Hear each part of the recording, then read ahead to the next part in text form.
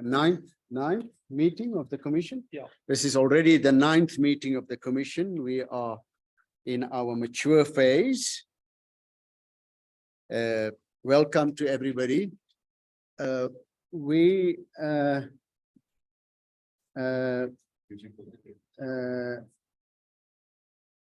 Joanne isn't here, and Bantu Holamisa isn't here.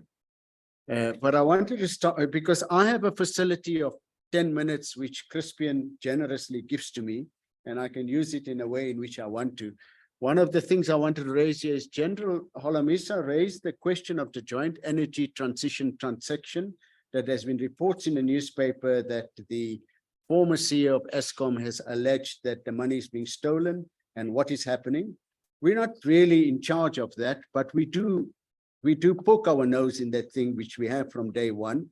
So we thought we'll just try to sort of see what's that all about. It would be Joanne is here, and I'm going to ask Joanne Yarwich, who from the NBI side has been giving some technical and admin and professional support to this matter, whether she can maybe say a few words on this thing. Once she catches her breath, because she is about 3 minutes late. It's unusual for Joanne, I must say. So we won't, 4 minutes, we won't rap on the knuckles. So she's always on time. That's the first thing. The second thing to say is that yesterday we had the commission Lekgotla, and it was an excellent Lekgotla. I just want to congratulate Crispy and you and your team for the preparation.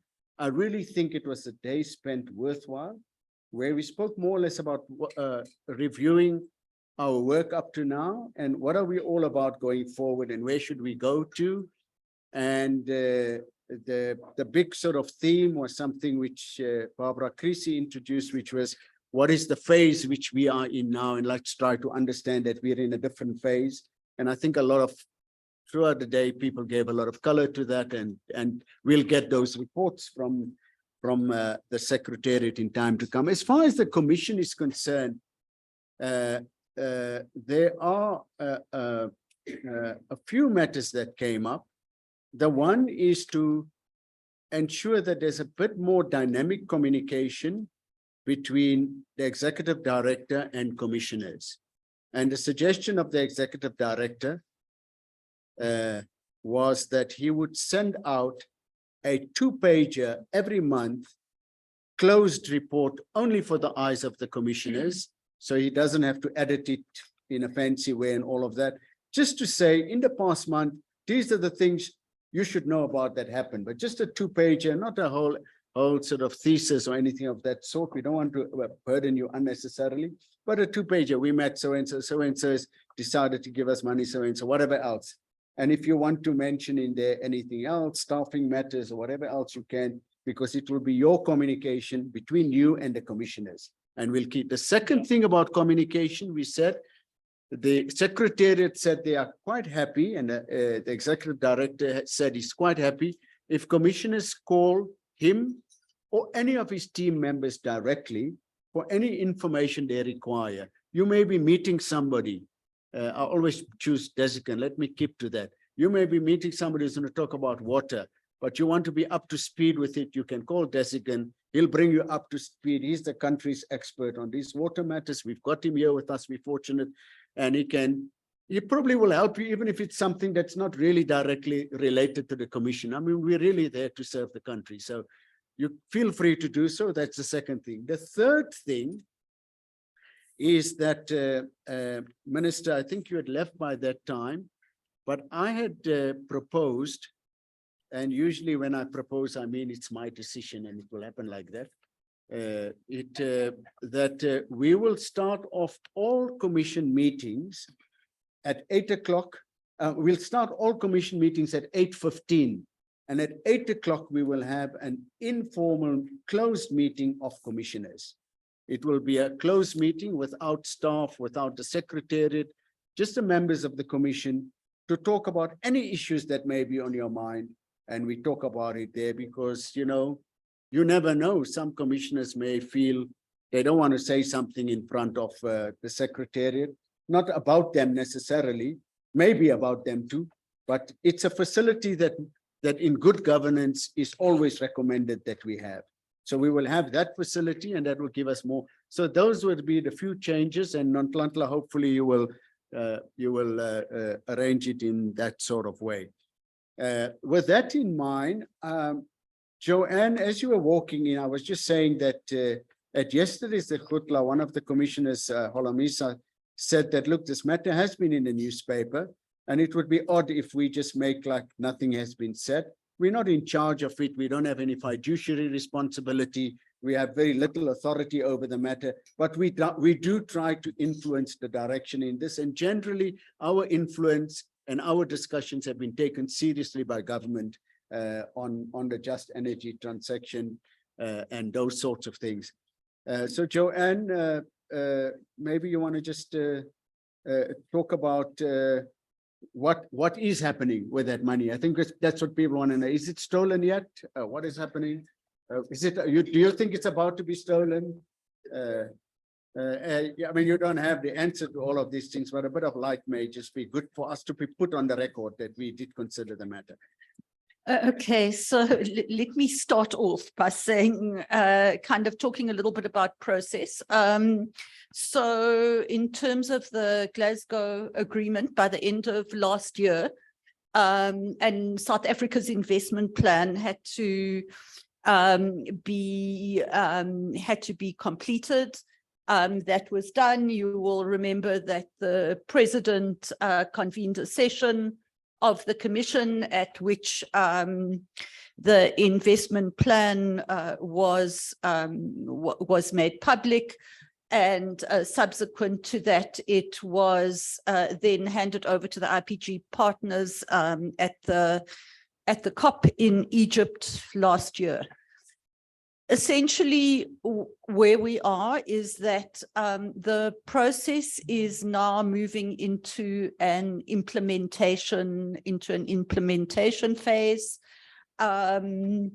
and the work now needs to be done in order to make sure that those financial offers and pledges are turned into agreements between South Africa and the relevant IPG partners that allow those funds to flow. Where we are at this stage is that there are the only two amounts of those pledges that have yet are yet at the point of being disbursed are the two policy-based loans that are going to National Treasury and that are flowing into the fiscus. And that is in the form of concessional loans from the French Development Agency, AFD, and the German Development Agency, KfW. And Treasury has signed the agreements in relation to that, and at the point that they did, I think made a statement that indicated the degree of concessionality and the purpose of those loans. There is no other of the loan finance that has flowed. Maybe the other thing to say is that at the Climate Investment Fund board in October last year, approval was given for the ACT IP, the Accelerating Coal Transition Program, for a $500 million allocation to South Africa that is intended to be leveraged to $2.5 billion to be programmed, for the programming and the preparation of that to go ahead. And that is underway at the moment. The rest of those financing offers are under discussion and negotiation with government, and will be programmed as the year goes ahead. Then just one last thing to say, which is that there was on the grant finance component of this package, there is currently a process underway with the IPG partners, where they are unpacking for government the detail of those grant financing offers, And they will hopefully then be able to put on the table the detail of that as they see it, in order that a conversation can begin. So that is really the status of where this finance sits at the moment. Yeah, I mean, I could go into, if you wanted to go into individual countries, but I don't think it's necessary. But I think the most important thing to say is that the only finance that has flowed are the loans to Treasury. Thank you. Thank you very much, Joanne, for your clinical response. Are there any questions to Joanne? It's not really a matter on the agenda, but if you do have any questions. If not, Joanne, thank you very much. There are no questions from the commissioners. I really appreciate you giving that information to us. We now move on. Crispian, can I move on to the meeting, or you want to talk? No, I put myself after Mark. Afterwards, okay. Okay, so we have Professor Mark Swilling, who is going to talk on strategic perspective on climate development and energy transition. Then we have the energy transition plan afterwards, Steve Nichols. So these, and we have, we've been looking forward to listening to you, Mark. I think the last time you were supposed to come, we heard that you decided to do skydiving and you broke a number of bones. I won't tell you it's not for me to say that, to repeat that some of the commissioners thought it was a stupid activity for a middle-aged man to engage in, especially a professor. But I'm not going to say that because it would sound insulting. But we're happy that you're in one piece and that you are here. Over to you.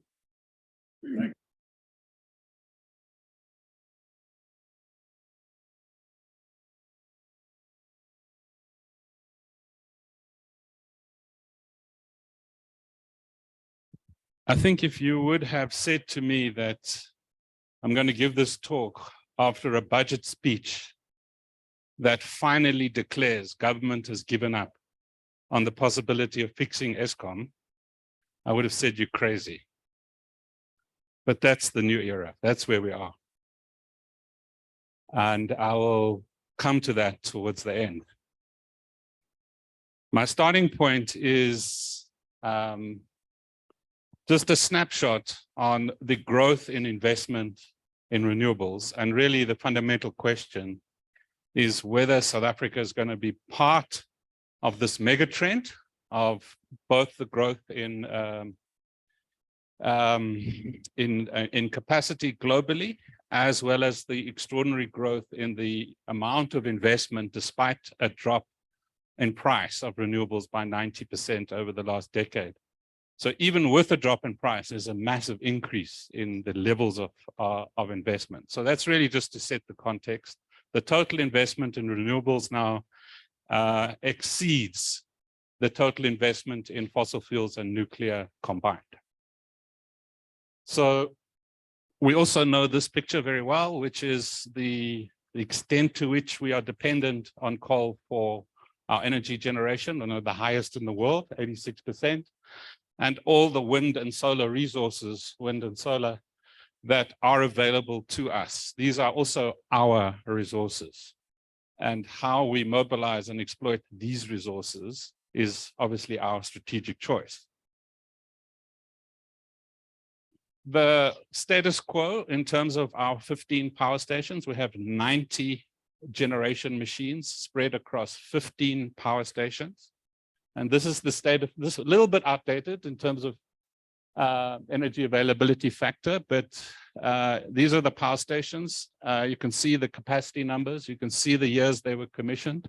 These are the planned closure dates. So you'll see quite a number of these power stations with planned closure dates, either now or in the very near future.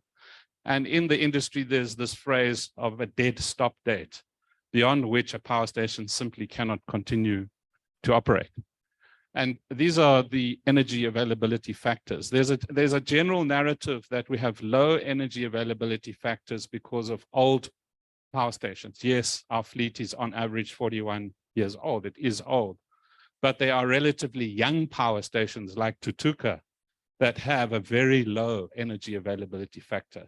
And that's not because of age, it's also because of all the other problems in places like Tutuka. But you also have middle-aged power stations like Majuba doing fairly well, and others like Matimba who are doing very well, and very, very new power stations like Kusile who are not doing well at all. So the age EAF correlation doesn't really work. And I think it's important to understand that. It's how the system is managed. So this is the summary picture of the declining EAF since 2005, with pretty dire predictions of dropping below 50% in 2023 and going up to stage 8. So this is nothing new. But I think what we need to do is recognize the tipping. So in 1998, we had a white paper which said we have to start building new power stations. That was ignored. And in end of 2007, at a dinner party, the president, then President Mbeki, apologized to the nation for ignoring Eskom. So there was a period of time that led up to the final rush decision to build new power stations, and that under conditions when already quite a lot of skills were lost, cost of capital was higher, our debt situation was different, and so we lost an opportunity. And since then, we've been trying to catch up. The second tipping point was in 2015 when the CEOs Koko and Molefe refused to sign the power purchase agreements for the IPPs, which would have put 5 gigs onto the grid. And if we had 5 gigs now, by far the majority of our load shedding would not exist. And we know why that happens on the commission, etc. 2019, after the current minister was appointed, Minister for Mineral Resources and Energy, there were delays in opening the bid windows. If the bid windows had been opened quickly in 2019, which they could have been, we would have had quite a lot more generation capacity on the grid by 2021, 2022, which would have contributed significantly to a reduction in load shedding. And then I think that we've just gone through the next fundamental tipping point, which is basically when the finance people say, well, if you want like happens in any business, if you want an equity injection that is going to save you, you have not managed your business properly. We're going to put an equity injection with very severe conditions that you fundamentally change your business model. And the business model is we put the equity injections to draw down your debt on condition you don't put the money into generation and you shift your business model to transmission. That's my interpretation of the budget speech. Sorry, Mark, I should have mentioned that this session is being webcast, just for your knowledge. Yes, no, I understand that. I understand that very well. Thank you. So this is based on the Meridian CSIR reports, the basis for thinking about what coal closure looks like through to 2050, and what the mitigation implications of that would be. And what many people have done, including NBI and others, is to estimate the financial investment required to achieve this result. So the work that we did essentially estimated that what you require is a $250 billion investment in that energy transition across these 7 areas, which is the new renewable energy build-out, essentially the generation capacity, which is roughly half of the total that is required. The second is your flexibility and storage, essentially batteries for your short for when you need a couple of hours backup, and gas when you need a couple of days backup. Roughly 50 billion. Your transmission and distribution is both extension and rehabilitation, and I'll come back to that in a minute. It's probably more like 55 billion. The green industrialization, which we're waiting for the master plan, so that's not costed. Early retirement, and the climate justice outcomes. So basically, the various numbers that are being used by the World Bank, by NBI, by us here, are not that far apart. So I want to dwell for a moment on this document, which I've circulated to you. It's the first document that analyzes the grid infrastructure transmission challenge that we face. Why I think it is significant is because of the budget speech, and the budget review refers specifically to the absolute necessity to shift focus onto the transmission and distribution grids, and it includes a reference, quite a significant reference to how capital could be mobilized for the extension of the grid. And so I'm sure all of you know why this is important. I mean, the president announced in July last year that bid window 6 was going to be increased to 5.2 gigawatts. It was reduced to 4.2, and what was eventually announced was less than 1. And the less than 1 was because of the fact that Eskom had allocated grid capacity, available grid capacity, to the embedded generation crowd that don't have to go through all the complexities and requirements of the REAP players. So it's much more expensive and much more complicated and much more time consuming to put a bid together in terms of the REAP framework. It's much easier to kind of build an embedded generation plant of similar sizes. But for both of those, you need Eskom to agree that you can access the grid. And they did that on a first come, first served basis.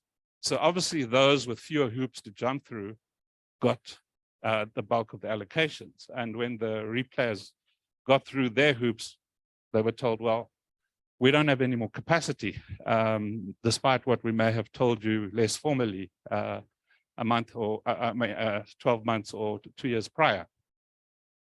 So we therefore, no matter what technology you favor, we need grid capacity on scale, and it's the small hinge on which the big door swings. If you look at the total overall expenditure on transmission, it's relatively small compared to all the other expenditures, but it unlocks an enormous amount of potential.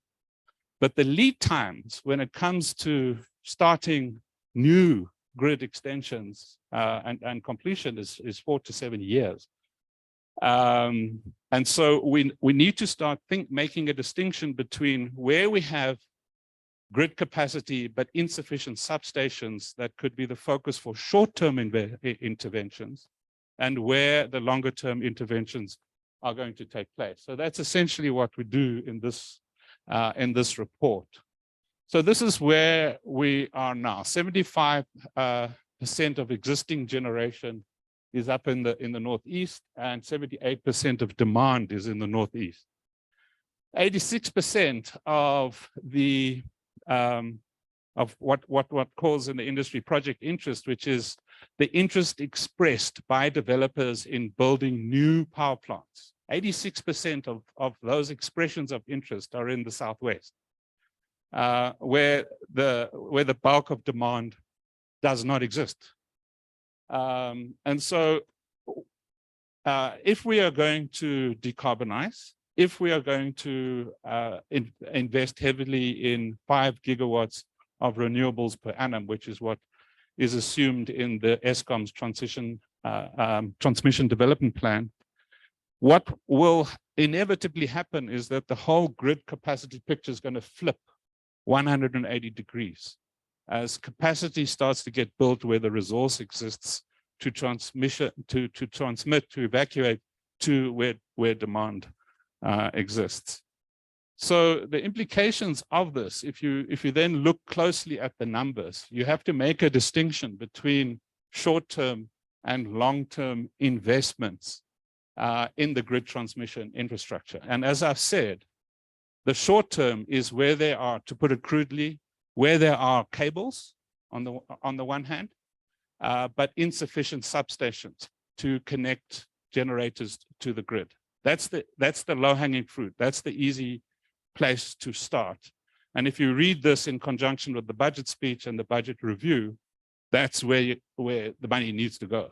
And if there is insufficient money in the fiscus for that, the budget review makes provision for concessioning that out. And there are about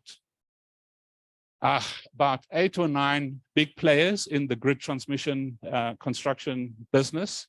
About 3 of them are smaller BE companies. They build about 400 kilometers per annum. During our peak construction years in the 70s and 80s, we maxed out at about 1,200 kilometers per annum. If we want to connect 5 gigawatts of renewables to the grid every year, we actually have to go from 400 to around 2,000 kilometers per annum. But now we have Minister Creasy and her environmental regulations, we have servitudes, we have all sorts of regulations which were not there in the 70s and 80s. So it makes it complex to build substations and do cables. So that's why we have the lead times. So that's why we have to start urgently. But what you're looking at here on the left-hand side is the where you have grid capacity, where on the short run, if you invest in transformers, you're going to have capacity that can be used for connecting new generation and solving the bid window 6 crisis that we had at the end of last year that I've already referred to. And as you can see here, the potential is huge. I mean, there's 13 transformers with potential here, 4 and 4, but there's not a lot of potential in the short run, and none here, none in the Northern Cape, because there isn't cable infrastructure. So Northern Cape is actually a longer term bet. It's not a short term bet, but that's where the best resources are, and that's where most of the developers want to go. So the diagram on the right is the longer term picture, and it's critical that coordination and alignment takes place. So the IPP office makes decisions in terms of awards in a way that doesn't take into account necessarily the spatial distribution of capacity. We have the REDs now. The REDs are strategically a major step forward for planning renewables, and you can prioritize the REDs. Those are the renewable energy development zones that have been promulgated by DEFI. And those could be prioritized in accordance with where there is grid capacity but insufficient substations. And in that way, you could move this forward. So what you're looking at here is just a geographical distribution that's too busy of where there is capacity, where there is existing capacity, where there's limited capacity. So the yellow dots is limited, could be upgraded, and where there's no capacity. So the dark, the dark dots over here. Could you just enlarge this? The dark dots over there, as you see in the Northern Cape, is basically an indicator of no capacity. So that's the big challenge in the longer run.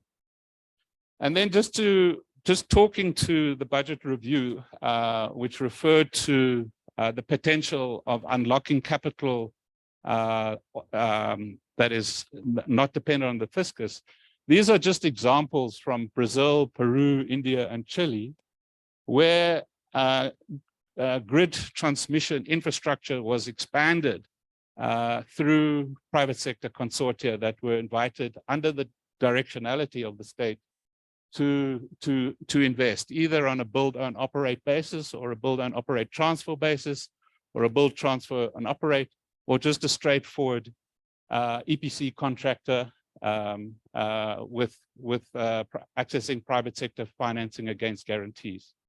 So I'm just flashing these as different as examples that of other countries in the global south where capital has been mobilized quite quickly for grid extensions.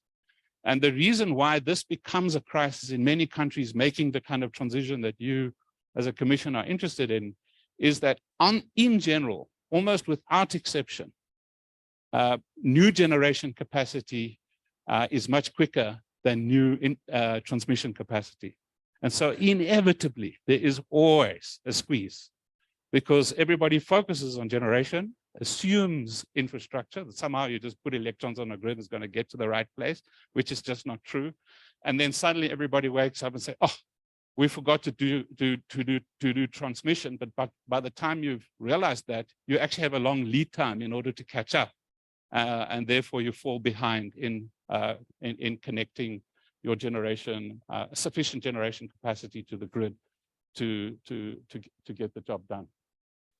So I think that's where I just want to end and basically come back to my statement, which is I do think that the budget speech is a statement which says Eskom, as we know it, has basically come to an end. And contrary to his claims in the lead up to Davos, the Minister of Finance in his budget speech did not repeat the claim that we can fix Eskom in 12 months. And he did what all good shareholders do, which is you failed to turn around your business, so I will no longer put good money after bad. Here is an equity injection to pay off your debts in 3 years, and in return, you must change your business model. And this is exactly what the director was trying to do, and what he said, I didn't get the support. And so the National Treasury is saying, well, now you must do the job. And if you don't, we're going to close the taps. And the budget, when it comes to generation, the budget review says, sell what you can, shut what you can, fix what you can. But we don't, this is really not, fixing Eskom is really, as a generation business, is not really the future.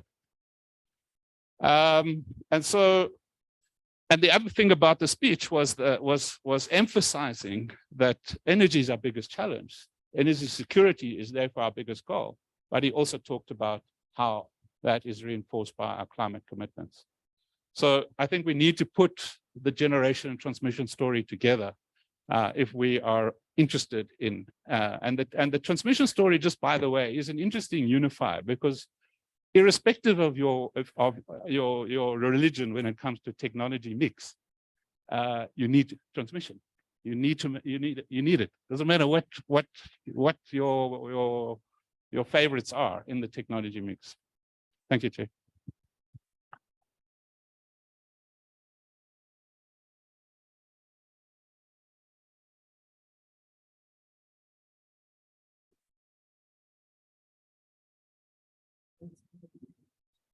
Okay, we have a little bit of time for questions. I think you still have, how long is Mark here?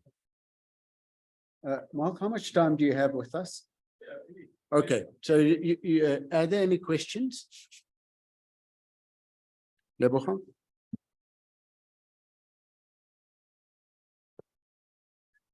Thanks, Chair, and thanks to the presenter. I think there are a lot of interesting developments that are taking place. I think there is generally a recognition that Eskom is probably going to have to be fit for purpose to be Eskom of the future. I think there's general acceptance of that. But if we're saying that it cannot participate in the process of generation, and we should look at the business model being solely transmission, my question is, are we completely now precluding state participation within generation? And how do we envisage that working out in the context of the fact that, you know, we've got a number of households that just generally can't pay us for their electricity. So what becomes the role of the state? And I think in these discussions, we kind of like preclude the role of the state as though, you know, it's ineffective and it won't be able to participate, particularly in generation. So it would be nice to know, especially in the context of generation. I hear transmission, I hear distribution, but particularly in the context of generation, what are we saying the role of the state is? Thank you. Well, let me start by saying that as far as transmission infrastructure and the transmission company is concerned, in my view, it should remain a public entity, publicly owned, and the grid should remain a public good. It's actually one of the most significant levelers. My greatest fear is we are going to see it fragment. And like we have private hospitals for the rich, private schools for the rich, etc., private security for the rich, we're going to have private energy for the rich. And if we go down that route, we really have lost one of the biggest levelers.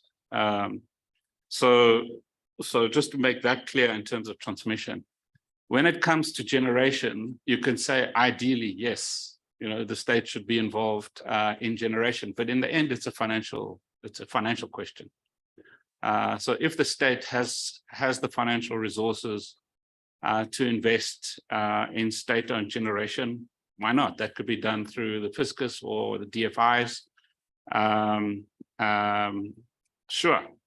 But if the financial resources are not there, what is absolutely clear is the private sector has a massive appetite for investing in that infrastructure.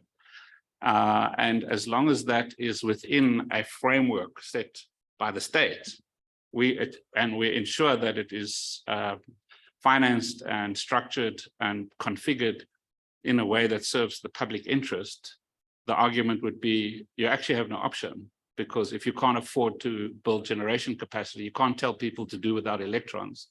And if there is financial resources to do the job, as long as it's serving the public interest.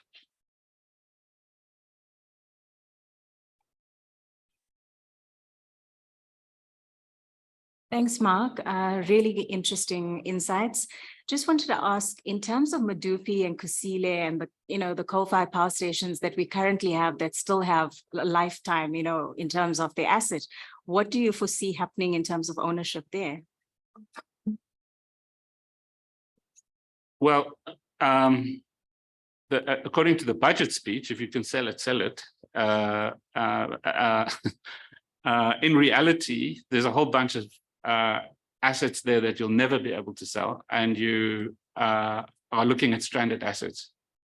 And obviously, some of those power stations will remain in public ownership for decades. So that there will always be a generation unit, publicly owned generation unit under Eskom, in my view, who will be owning generation capacity until it slowly winds down. And that could, in future years, depending on the business case, that could include renewables. So there's plenty of cases around the world where utilities moved out of fossil fuels, envisaged private sector taking over entirely renewables, but that never, and it only happened partially. And then there were people who said, oh, there's a business case for us to get out of fossil fuels, but actually stay in big scale utility renewables. Uruguay is a good example. So to answer your question directly, I think what we're going to be ending up with some public ownership, some selling off, some stranded assets.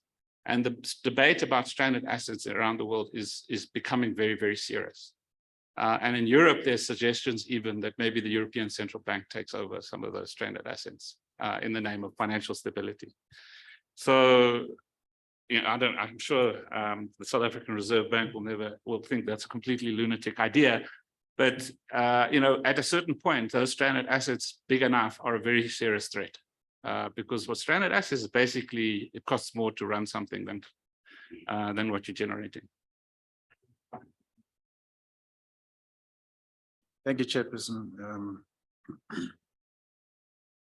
Looking at your last slide,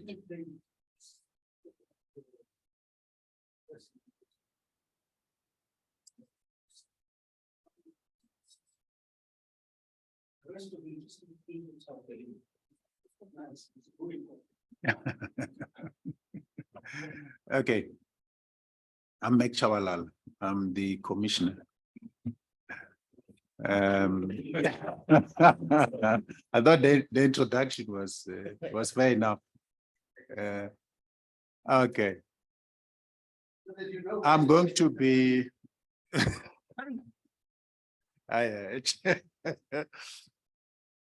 Your last slide.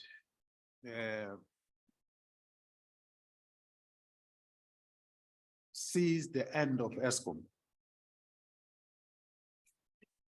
That's what you're saying. Did you say the rebirth?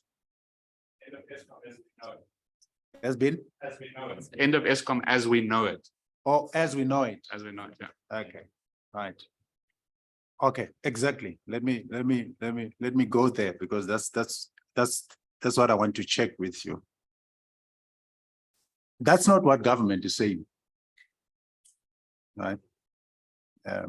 Government does not say this is what we are going through now is the end of ESCOM as we all know it. But government is saying there's still future of ESCOM as we know it. We still have, you know, this fleet of power stations that are still going to be renewed, all right? And in order to address the EAF. Just explain that contradiction from where you are standing and how you see. Sure. But that's the first question. Yeah. I'm going to say something and you'll have to either agree with me or disagree with me. Just in terms of the current ESCOM grid as we know it, right? I don't think the current grid as we know it, it was meant to actually adapt to renewable energy. It was not meant to adapt to that.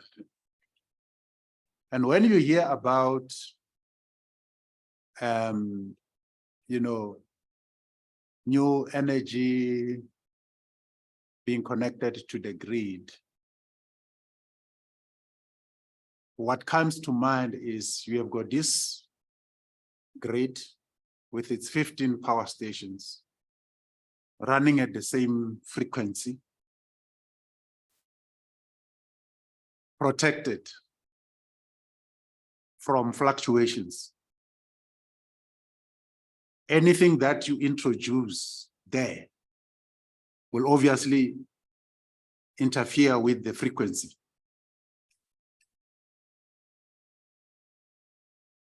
Is it scientific?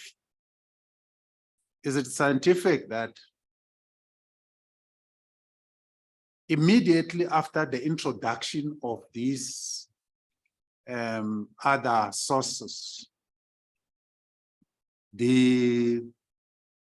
that was the beginning of us beginning to see the many trips that we see in different power stations, let alone the issue of breakdowns, and I'm talking about the grid now, the transmission grid, let alone the breakdowns that we see and the theory about old generators and so on. Can that be a contributing factor, the introduction of the other sources of energy to the grid?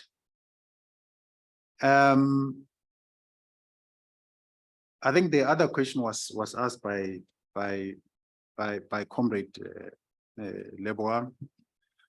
It looks like we are trying to change the flat tire when the car is already in motion, in terms of the blackouts, the load shedding that we are going through.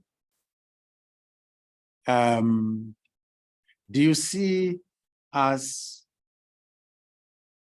because government talks about a minimum of 2 years, right?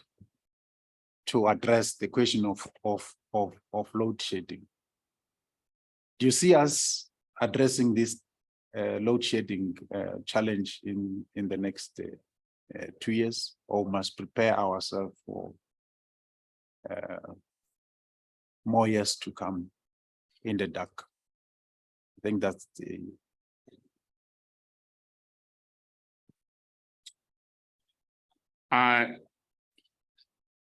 There's no evidence from a technical and scientific point of view that we can end load shedding as it gets worse in 2 years. I would love to see that evidence. The only way that one can, I mean, if we averaged out at 60% energy availability factor, which we're not, we're dropping below that, and we built 5 gigs per annum, in other words, 10 over 2 years, which is possible. We could end load shedding. But with a combination of declining EAFs and delays in connecting new generation capacity to the grid because of the constraints on the grid, we will face a problem. However, that said, the embedded generation numbers are very impressive. So the embedded generation numbers are around 9 gigs, which could be built in 2 years, taking massive amounts of load off the grid. Well, they're going through the approval process. So the allocations in terms of grid have been done. And the applications are there, the projects are there. But the EIAs and all the other things that have to be done.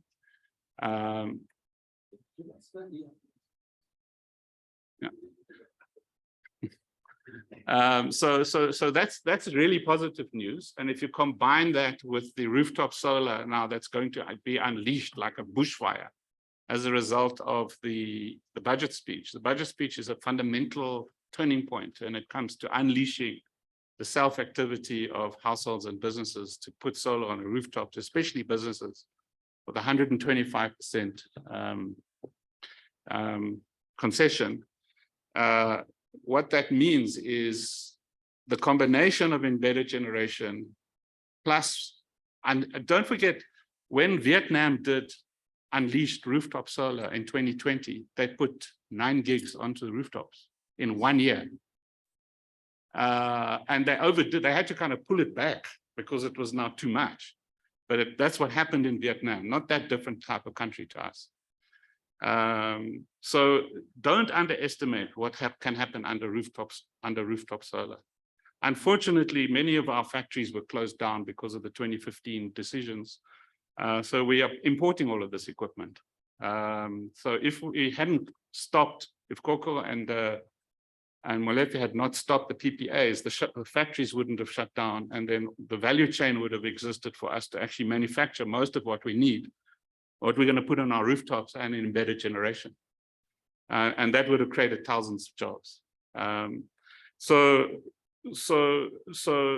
to answer your question, if embedded generation goes the right way and gets approved quickly enough, the financing is there, the rooftop solar happened, you could end load shedding, but it's dependent on the EAF not dropping too badly. If that really goes completely haywire, embedded generation rooftop is not going to save us. And if you also can solve the grid transmission issue with quick interventions on substations, in the reds especially, because that's where we got faster EIA type approvals, you could get the grid improved and you could do IPPs, utility scale IPPs. So quick interventions on the grid, on substations where there is cables, IPPs, rooftop solar plus embedded generation, you could end it in 2 years. But those are lots of ifs, right? in terms of your point about the introduction of renewables into the grid causing instability, I'm not qualified to talk about that technically. That's hitting the limits of what I know. But in terms of what my technical colleagues tell me, that's not true. So we've got just over 6 gigs of renewables onto the grid. Without that, things would have been a hell of a lot worse. If we had approved the 5 gigs in 2015, 90% of our load shedding wouldn't be there. So that suggests that renewables actually stabilizes rather than destabilizes. And I know I can see that you will be skeptical about that, which is fair enough. And then in terms of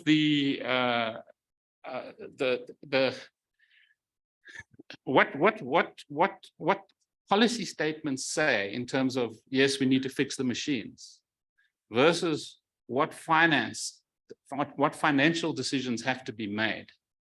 Policy and finance don't necessarily flow down the same river.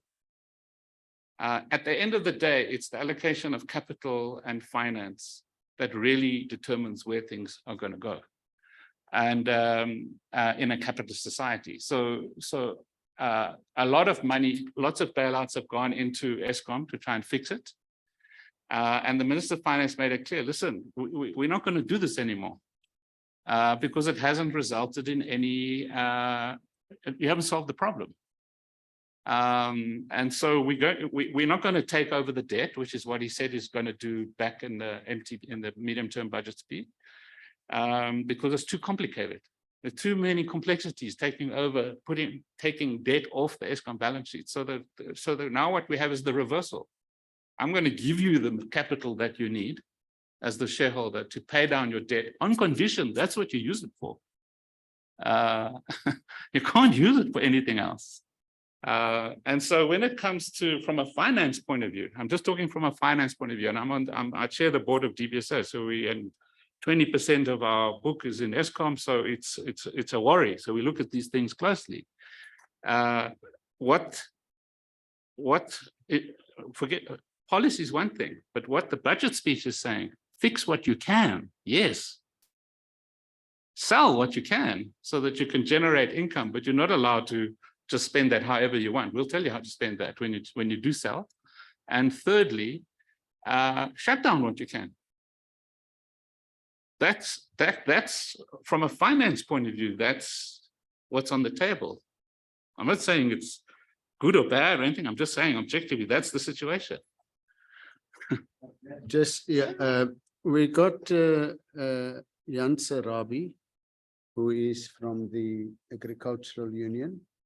And then I'll ask the minister to come in. And what we're going to do, there may be other questions, but Crispian has suggested that we bring forward Steve Nichols' report on the energy transition plan. And Mark, if you may want to see what the internal thinking here is, maybe slightly different from yours, I don't know, we'll hear.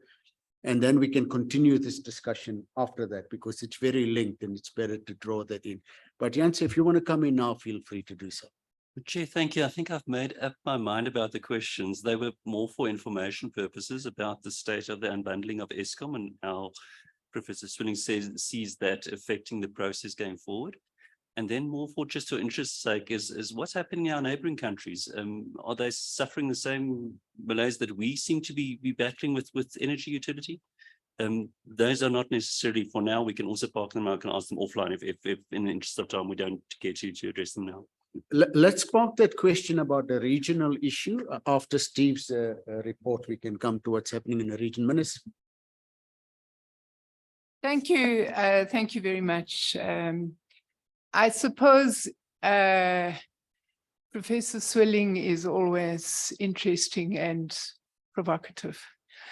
And I would want to suggest, Chair, that if commissioners want to explore government policy with regard to energy mix, own generation versus private generation and so on, it might be appropriate to invite the minister of finance to share his views. Because I think Professor Swilling should have given a disclaimer at the beginning of this very adult presentation. I would just on the EIA issue that he raised, colleagues would probably have seen that we've been doing a lot of work with regard to speeding up the EIA projects, specifically for solar on areas of low sensitivity. We have researched the renewable energy corridors in the country, those areas that are most appropriate for wind and solar generation, in areas of low sensitivity. So where you are not dealing with critically endangered species or wetlands and so on, we have already published exemptions from certain environmental requirements in order to speed up the process. We've also been working on looking at the generation corridors and where there would be transmission corridors, and where there would be developments on brownfield land to also give further exemptions there, because I think that there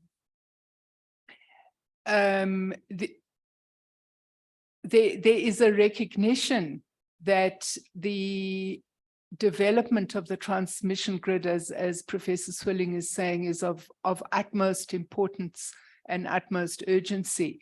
And that's why the ESCOM money in the JET IP is focused on the transmission grid, because there is that recognition.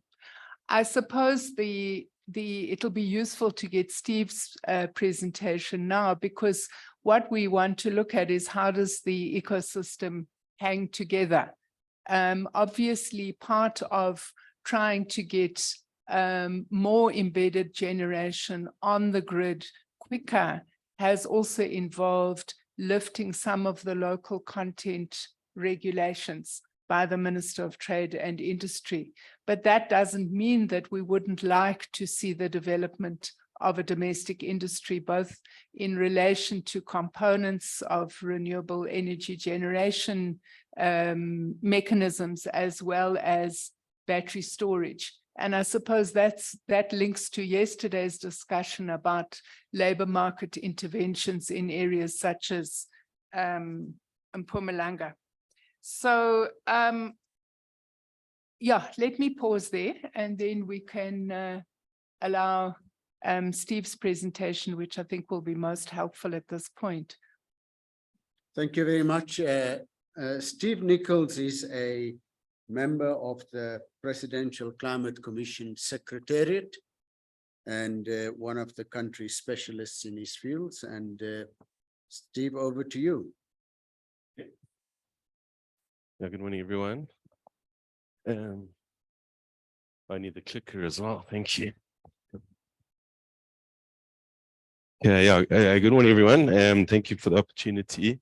So as you know, in the February strategy session of the commissioners last year, the commissioners asked us to look into how the energy system would need to be transform, taking into account the climate constraints. And so we have, over the last year, been thinking about this, been doing a lot of research, engaging with stakeholders and experts. We ran a series of dialogues at the end of last year and are currently in a series of dialogues with stakeholders and communities and workers around our thinking so far. And so this is an abridged version of that presentation. We sent you the longer version in the pack, and these are sort of the key highlights. But really, for discussion, we're really keen to hear your thoughts on the direction that we're heading in. So one of the key things that has come up is how do we compare different energy systems? And this is a energy trilemma, which is a IP of the World Energy Council. And they really say any energy system has to address these three things: energy equity, access and affordability being core to that, particularly in the South African context, bearing in mind that the overarching goal here is a just transition. Energy security, how reliable, consistent is that supply, and then environmental sustainability, which think about climate change, water, air quality. But of course, in South Africa, we think of a little bit more broadly than that. It's not just environmental sustainability, it's the broader concept of sustainability and just transition. So we're thinking about jobs and livelihoods in this conversation as well. But this provides us a good framework for assessing different types of energy systems and technologies. And of course, in South Africa, you know, the debate on equity is more settled in terms of the pricing of electricity, and of course, in environmental sustainability, you know, the renewables-based systems are clearly more beneficial, and the debate, as you see in the press and in the discussions here, is more around energy security. Fortunately, there are a lot of studies that we can draw down on. The predecessor to the study that's on your desk that Mark and his team did is one of those, but there's a range of them. There's the IEA World Energy Outlook. There's the work the CSR have done. There's the work that Meridian did on the back of the CSI work. There's the work that the NBI did. There's the work that UCT did in the support of the World Bank's Country Climate Development Report. So there's a bunch of studies that have looked at what energy systems must look like under these climate constraints. And the key thing is across all of the models, local models and international models, is if you unconstrain them, so you don't put a climate constraint on them, right? So they're looking at least cost only. They choose a system that is a combination of renewables, peaking support predominantly from gas, and storage predominantly from batteries and pumped hydro, right? And so that's the least cost solution. None of them pick coal, none of them pick nuclear. And so the conclusions that you would draw from that, or the conclusions that the models draw, is you need a massive urgent investment in renewables. They pick up strongly on the point that Mark made, that you need this urgent investment in the grid for all the reasons that he mentioned.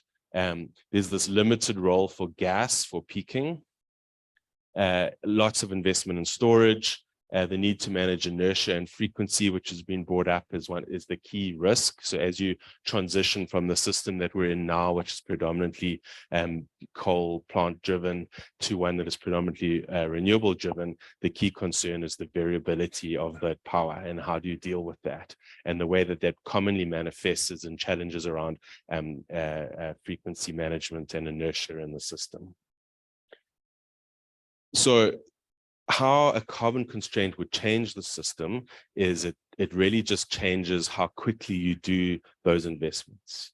So if you have a tighter carbon budget, which is the way we think about the constraint, it builds renewables, it upgrades the grid, and it builds batteries earlier. And that's really what drives cost. So there's a premium that you pay to comply with that constraint. But of course, you're weighing that premium off against the access that gives you to international trading markets. So if you're too slow on applying that constraint, you'll be locked out of those markets. If you're too fast, you carry a cost burden that you maybe don't want to. The investment in all of these technologies also drives GDP growth. So the majority of the models show positive GDP growth for these investment profiles. And so some of the studies conclude, even with a high carbon constraint, the cost of the economy is very small. And then, of course, if you're thinking about particularly in the longer term, there's uncertainty around technologies and how they might develop. So any exercise that we do today would have to be moderated by thinking about these future technologies. And the dominant technologies that are kind of spoken about and considered are carbon capture and storage, or sometimes carbon capture utilization and storage, and then small modular reactors, so nuclear, but on a smaller scale, providing some of the services that are needed in a renewable system. None of these technologies are particularly mature or cost-effective today, but they are game changers if they are made to be cost effective and mature over time. And so we would want to constantly watch things like that. So just getting back to the trilemma, if we think about the two dominant archetype systems that are out there, the traditional systems that we think about now, and then the variable renewable energy systems, on climate change, water and air quality, variable RE systems are clearly better, and air quality is something we need to give a lot more thought about in this debate and the impact it has on coal closure schedules. The energy equity side, as I said, all of the models are showing renewables-based systems as the least cost system. So from an affordability perspective, the renewable systems win out. On an access perspective, we think that renewable systems are better. You can do microgrids, you can do rooftop solar, you can provide access to communities that are isolated or who may not have access now in a way that's difficult to do with big centralized systems. Fair distribution of benefits and costs, well, it depends. And that's really how we implement. And so the just transition is embedded in how we think about implementation. And then on the energy security side, both systems are secure, right? It depends on how you implement them. The key difference is that there are two different types of systems. So the services like ramping, inertia management, and frequency management in a traditional system are all provided by that base technology, which is coal. In a variable renewable system, those energy services are provided, but by different technologies. So they're as secure, you just implement them in a different way. But to Mark's earlier point, there are two timelines that we're thinking about here. The long-term direction, even without a climate constraint, is clear. It's renewables, storage, and peaking driven. But in the short term, we have this energy crisis that needs to be resolved. And then the question is, would you do different solutions in the short term? And again, the modeling shows in the short term, you provide the same solutions: renewables plus peaking support, predominantly from gas, and storage.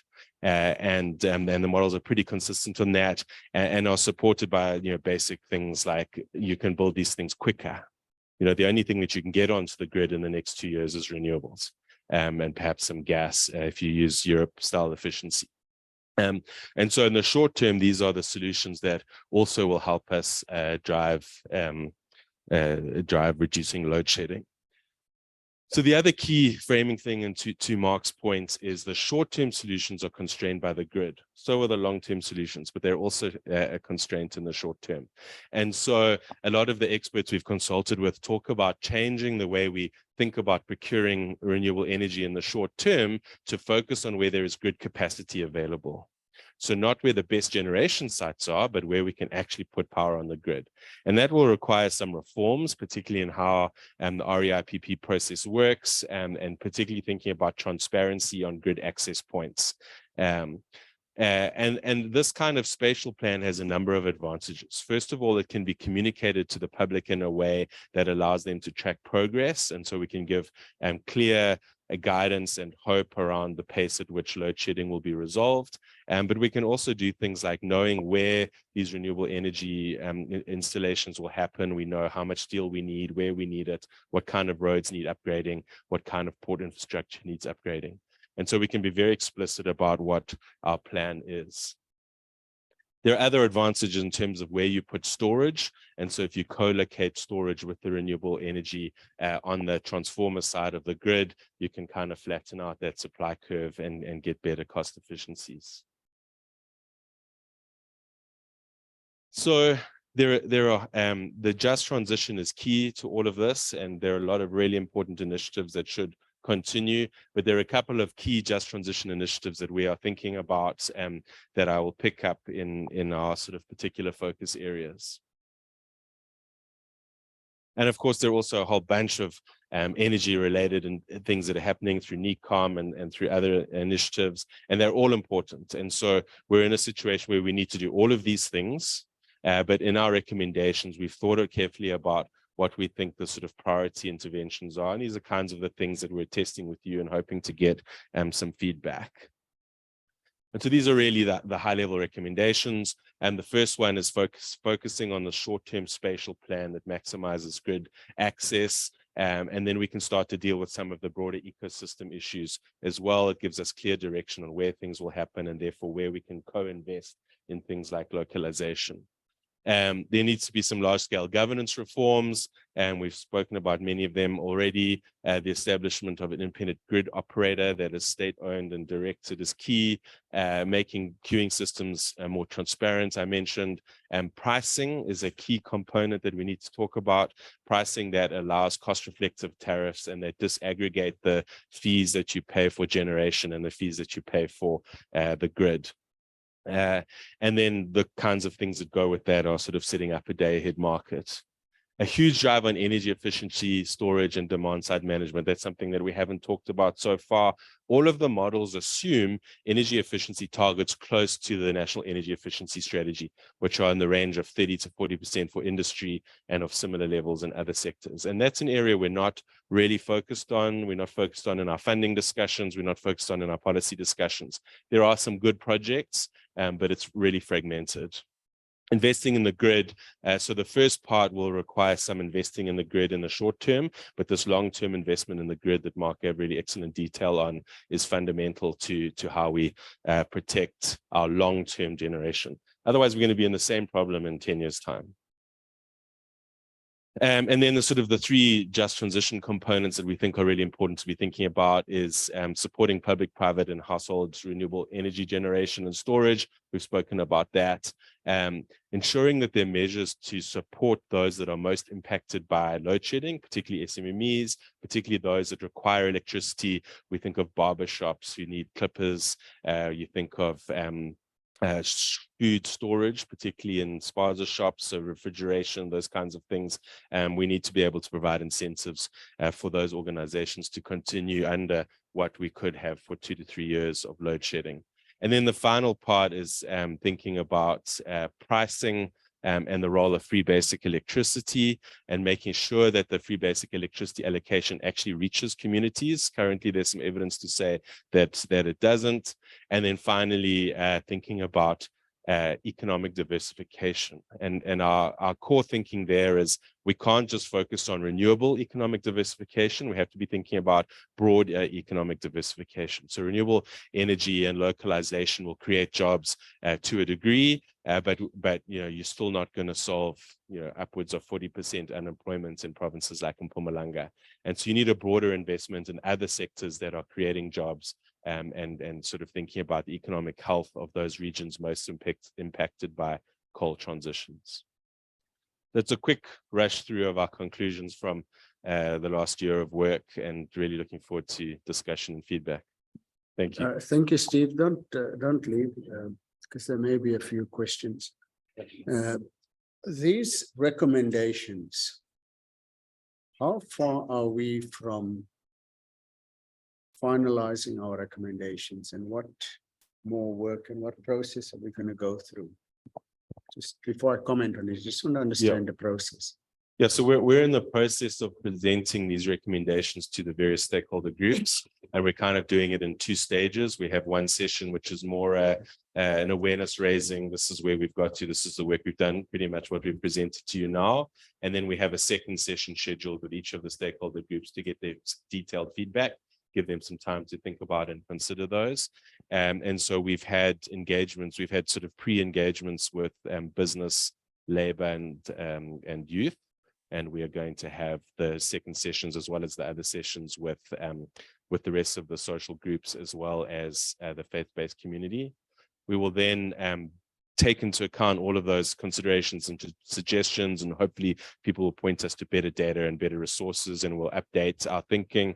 We'll draft that up into a report. We're planning a colloquium like we did with the Just Transition Framework in end of March.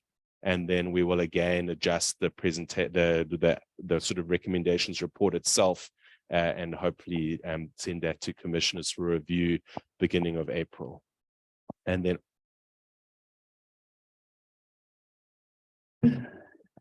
yeah, the question of timing is something we should consider. I think our next meeting is only in May. Is that correct? June. So we need to think about how we want to process this, because I think June is leaving it a little bit late. The technical report, Steve didn't refer to the research and the report writing that's also going on in the background. We will have a draft technical report which we can share with the commission in about 2 weeks, hey? Yeah, draft one. And what we need to think about is how you want to then sign off that report. Do we have a special meeting? Are you happy just making comments and round robining it? Is the colloquium that we're going to have at the end of March maybe a sufficient forum, or does the commission want a special meeting to consider this? Yeah, so what we had thought about is end of last year, we had an extended working group of the adaptation working group, the net zero working group, and we thought of doing another one of those and inviting some of the other commissioners from other working groups as a key sign-off step. Okay, good. I'm happy with that process. So you do it in a working group, you invite the rest of us. If we are interested to come, we can, and that we will take the decision by some sort of round robin or something of that sort. They've taken your draft recommendations away now, but the process type of comment I have is that if we want the recommendations to make an impact, then they need to be as specific as possible, because general sort of we need to move in the direction of increasing battery storage over the next few years. Basically, nobody will do anything about it, because after a year, there's nobody that you can ask whether they've been moving in that direction or not. So we need to make it as specific as possible. And if it's approved by the social partners who are involved in this commission, I think that we have a good chance of it actually making quite a huge impact. So look at the discussion we had earlier this morning, all of this sort of stuff, and try to have fewer, more specific. And the general, I'm not commenting on the content, I'm commenting just on my years of experience with how these things work, is that if we make fewer recommendations, that the stakeholders can know what the recommendations are. Just for the sake of argument, the commission has made 3 recommendations. This is what they are. And if you choose them properly, you make them specific enough, they tend to then crowd in the rest of the stuff, because you can't do it without doing other sorts of things. But it means that it's a kind of thing which the president of the country, happens to be our chairman, but president in his capacity, must actually be able to know and remember. You can imagine the sort of stuff that he's got to remember, but he's got to remember, these are the 3 recommendations that my commission has made. And so it's a challenge we may not be able to get there, but in terms of process, that's the ideal sort of stuff. Because remember, we're not actually doing, recommending an implementation plan, but we can, we can of course advise implementation plans and do all of those sorts of things.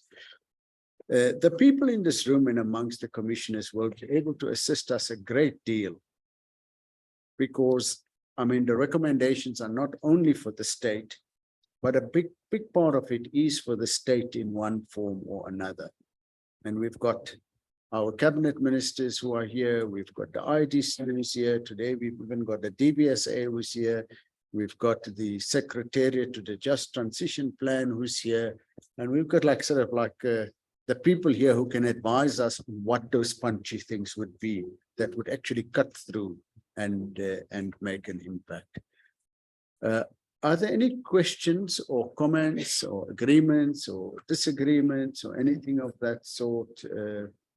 We're going to start with the people who haven't spoken. Mr. Mbodi, we'll start with you, then we'll go at the back. Yeah, Sakani and Louise, in that order, and then we'll come back to you, Shaman. Thank you so very much. I don't think we are at the just say where you're from, only for the purposes of the I'm from organized labor, trade unions. I'm from NUMSA particularly. Look, I think we're not at a stage where we can say support or not, because there are still other processes that have got to go through.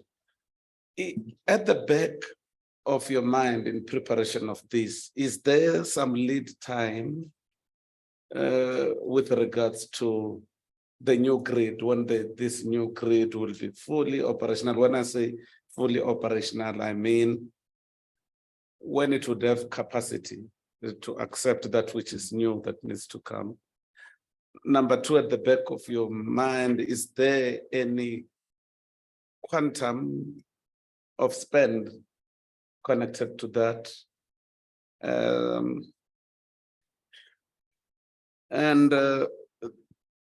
You mentioned something about, in a presentation about CCS, and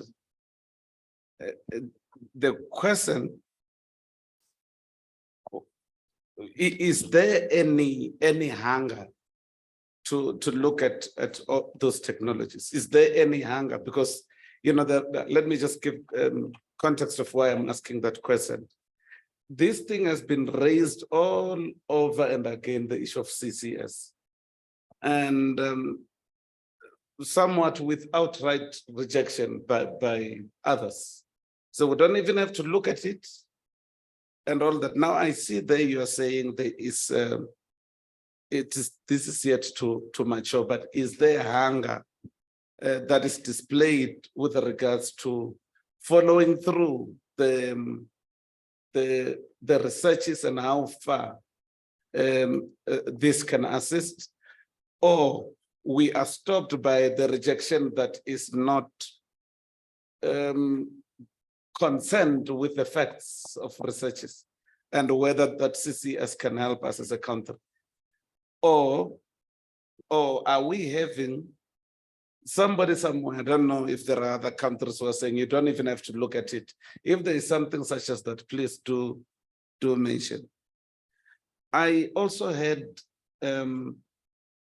an issue about, I think it was the minister who mentioned the issue of components and battery storage. And, you know, I just want to ask this question because all these things should work together in order to give a benefit to the people of South Africa. I'm sure we are not attempting to please any other country and give them the benefit over our people who don't have jobs and are struggling with this and that. The issue of the policy instruments to support the issue of components manufacturing and anything else that works with stimulating the manufacturing sector, so that we may be players, not that we may watch, as we watch the rooftop solar water heaters, where the glass tube conductor was coming from China and whatnot, that we may not be spectators. Is there any policy instruments ready? Or we are developing policy, we are developing these recommendations without readiness, policy instrument readiness? I just wanted I will stop there for now. Thanks, Chair. Maybe take 2 or 3 at a time now. All right, now thank you very much, Chair. I'm Bongane Mwale from the civic organization SANCO. Don't ask which one. Not the one that was recently in the news in KZN. Just a disclaimer, Chair, to apologize for coming in a little bit late, but we are always online and we must really appreciate that. I was the first one to connect online and I had followed the discussions, as it were. Chair, I think I'm covered greatly by the pit bull here. When it grabs, it doesn't release, and we will really appreciate. You know, Chair, listening to and reading what Steve writes is so refreshing. It provides practical interventions, real-time interventions. My only problem, Steve, will be, is there anyone that is going to really take what we are saying? Because what you are presenting ultimately becomes our asset from the policy and regulatory space, as it were. Chair, we really are going to be missing an opportunity, and I'm going to be short because Ambodi has covered me, to industrialize. One from this end, from the just transition end, but also it's an opportunity that we missed when we introduced ICT to schools. We imported a lot of finished products. The brother to my mentor, Panyaza, is looking at me because I was in that project. We are going to miss an opportunity, Chair. But the safety of the rooftops, the technology as well, it's in question.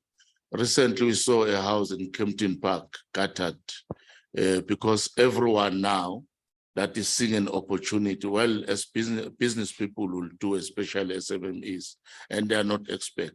I think we need to regulate that industry so that we do not lose from the community point of view a lot of houses. But my suggestion, Chair, to add on what Steve has said, is that SMMEs want to venture or into battery storage and the solar panels must be supported. Instead of, I think you spoke about some rebates. I think they would appreciate to be supported battery storage and with solar panels than rebates, because rebates are not a sustainable solution, and it's going to ease the burden from their part, perhaps in the next 24 to 36 months. Thank you very much, Chair, but I was tending to appreciate the presentation from Secretariat, and well done, Dr. Clive, as well.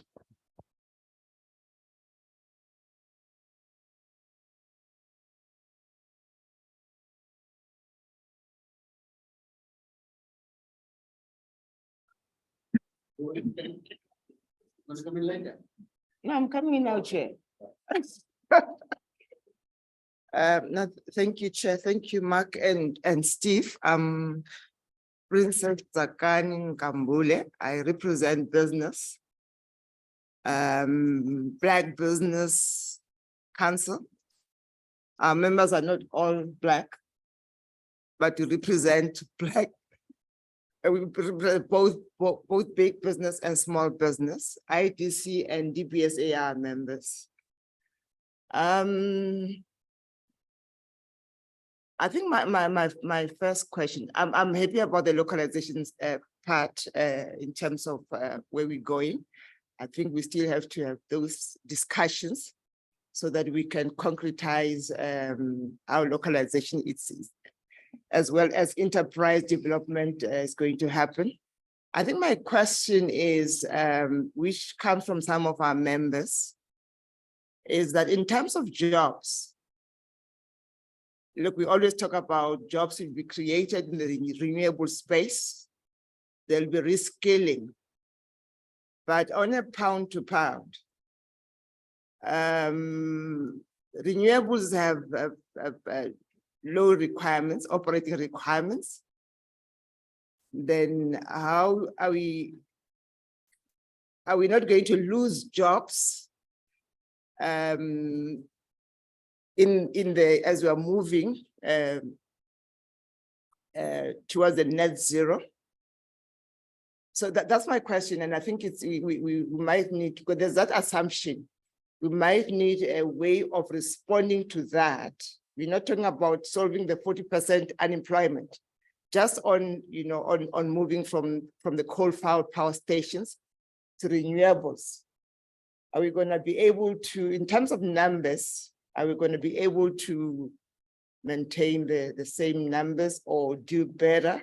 Or if we're going to lose jobs, how many, in terms of percentages, are we looking at shedding jobs on a big scale, or is it comparable? So I think I would like us to look into that. The next question is Eskom. Last year, Eskom announced a 5 gigawatt battery storage. What's your, and when that was announced, everyone was surprised because it was said that it was never been done anywhere in the world. So is it something that is still in the pipeline, or are we now, do you want to be a guinea pig, or have we now decided on a different approach? Thank you. Thank you. It's Louise Nadir from WWF, the environmental organization. I want to say that I'm greatly encouraged by the direction that our recommendation, the direction in which our recommendations are going. I think we have, some cogent points to make into the body politic in South Africa. So thank you for that work. I want to underline, I have 2 comments, they're not really questions. I want to underline the point about energy efficiency, that it's an underlooked at area with great potential. So we need to build out our work on that.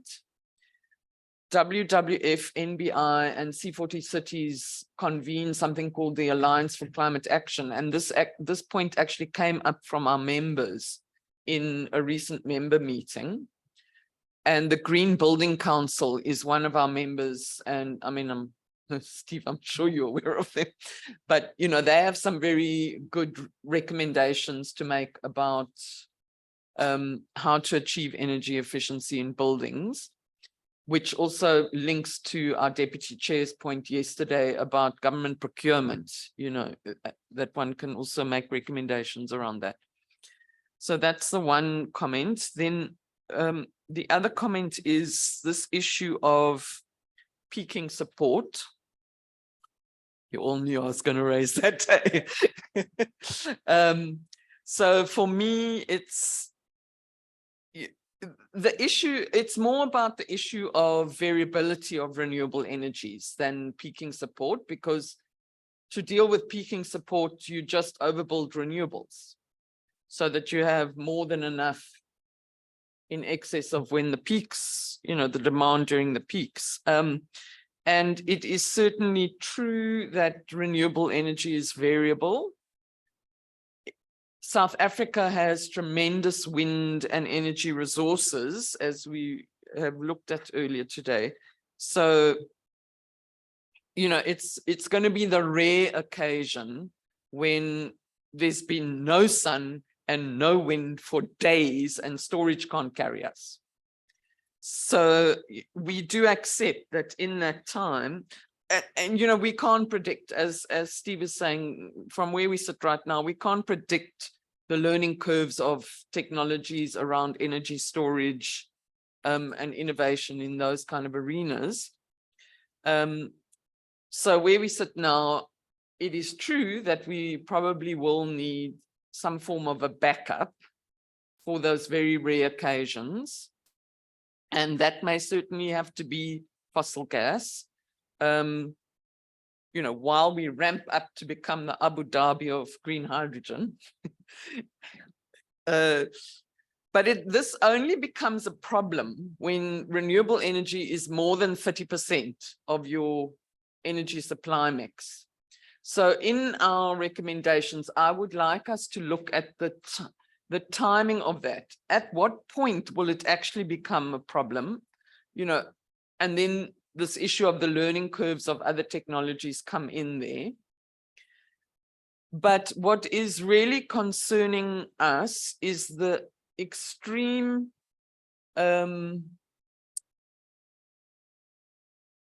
onslaught of new fossil gas exploration and potential extraction around our coasts and some onshore stuff. So even should we need, fossil gas to carry us through because other technologies are not yet quite on stream, we would strongly recommend that that is bought in from existing fossil gas fields around the world, and that we do not need to be developing new fossil gas fields. That view is supported by a body like the International Energy Agency, which says if you're going to get to net zero, you can't open up new gas fields. Thanks, Steve. Thank you, Chair. Joanne Yawich from PCC Commissioner from the Business Constituency. Chair, I want to take up on a comment that you made yesterday and also on the input made by Commissioner Mbodi.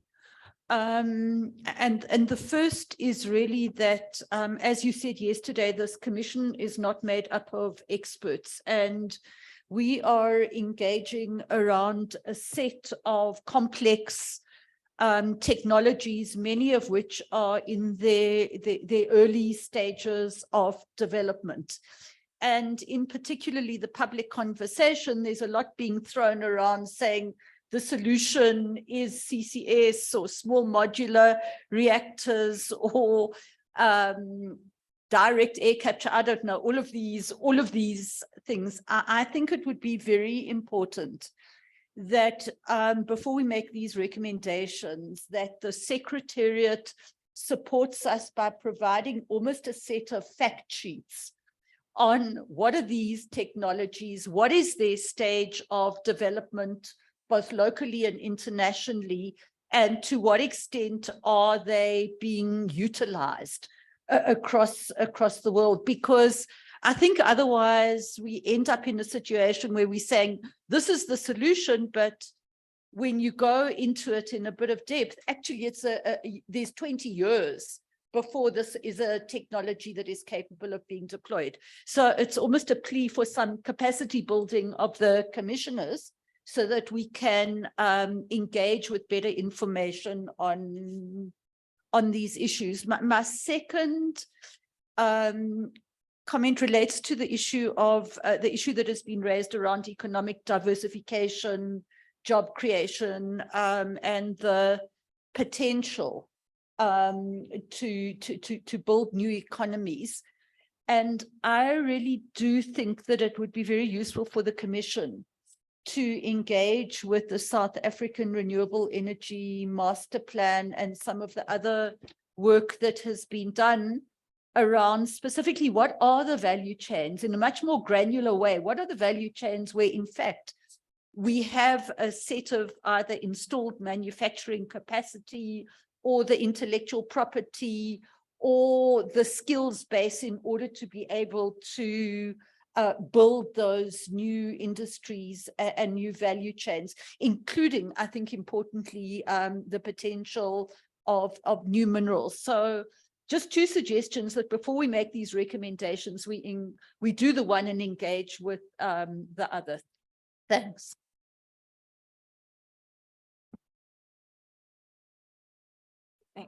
Thank you, Chair. I think there's a lot of questions. Poor Steve, apologies. Two things on my side. So you had CCS there, and I was going to ask this previously at one of the consultations. Does CCS, and if it becomes viable, does it change the energy mix? Does that mean, number one, what coal-fired power stations with CCS fitted then becomes a least cost option? Why is that important? Because CCS in itself is not an energy technology solution. So I'd like to understand that. And then a little bit in terms of what the Deputy Chair had indicated, when I looked at these recommendations, the first thing that went through my head was who and how. What we learned yesterday. And I think it's going to be really important for us to detail for each one of them, who should do this and how should it be done, leveraging policies that are existing already. Some of it might need new policies. My suggestion is we be clear on what needs to happen to make this a reality, especially because there's short-term things. Thanks. Thank you very much. That's some of them were comments and opinions. You can respond to them if you want to. If you don't want to, you can always say that you will send them something in writing. It's always a clever way of dealing with things. It's I'll try not and for be me, quick. not for me to coach you. Mark, you can also feel free to come in. Nonhlanhla, would we be able to break for tea at 10 o'clock? Will that suit you? Akanya, yes or no? Okay, will you come and let me know what time you can arrange tea? Because 10 o'clock would be a good time. This session has been quite dense. I'll After take you. my cue to be quick. Thanks. To your questions, Commissioner Bodi, there's a lot of really good work that's been done by a whole range of stakeholders. So we rely on the Eskom Transmission Development Plan for thinking about the timing and assumptions in the transmission grid, but there are other work that kind of supports that. So we have a fairly good view of what needs to be done when. On the quantity of investment, that very much depends on the carbon constraint that you choose. So the tighter the carbon constraint, the more upfront investment is required. And so that's still an open debate. But if we align with the top end of the NDC, we have a fairly clear view of what that investment looks like. And if we align at the bottom end, we have a clear view. And that is described in more detail, both in the one slide that was in the longer pack. It looked at the various studies and the investment they make across different technology classes. And then, of course, the JET IP is a key resource for understanding the quantum. But roughly speaking, over between now and 2050, it's about 4 trillion rand for the mitigation energy rollout component. On the hunger for CCUS, and to Shamini's question, there is a strong hunger. In fact, our former COO has gone to the Council for Geosciences to lead some of this work on CCUS. So we talk about carbon capture and storage, but there's the additional dimension of carbon capture utilization and storage. Can you use those carbon streams for some other industry or revenue forming activity? To Shamini's question, the challenge with CCS is it probably doesn't help in the power sector because you have a technology that is already not competitive with renewables. And so any CCS activity that you add to that, even if the costs were reduced 100-fold, would make it less competitive. It also has an impact on the efficiency of the plant because it requires power, and some estimates are as high as 30% parasitic load. So 30% of the power the plant produces is required to capture and liquefy the carbon. And so you have lower output at higher costs and probably therefore even less competitive. Well, you are less competitive than existing renewable technologies. And renewable technologies are also likely to get cheaper over time. And so that competitiveness is a problem. So where CCUS has potential in South Africa is in industrial processes where you have high concentration carbon outputs. Sasol is probably an application, iron and steel, cement making. Those are the kinds of things that CCUS is likely to happen. It's important to note, though, in all of the international carbon budget calculations, there is an assumption that we will use CCS in the 2040s and after. So a lot of the climate science is saying we need to go into negative emissions post 2050. So to net zero by 2050 is just the tip of the iceberg. We have to go negative, and then CCUS becomes a critical technology. So as it stands today, we cannot achieve our climate goals without CCS and CCUS as a technology, but the applications will be very specific to those very hard to abate high carbon concentration streams. Bongani, to your point around localization, I think that speaks to a couple of general comments around localization. That's something that we have to look at quite carefully, and it's something that I think we mentioned in the presentation has to go beyond the localization of renewables. We have to be thinking about other sectors. You mentioned ICT, that's a critical one. And there's some quite difficult to deal with that we won't be able to deal with now, but that we're working on issues around wage inflation and how you allocate labor into productive sectors.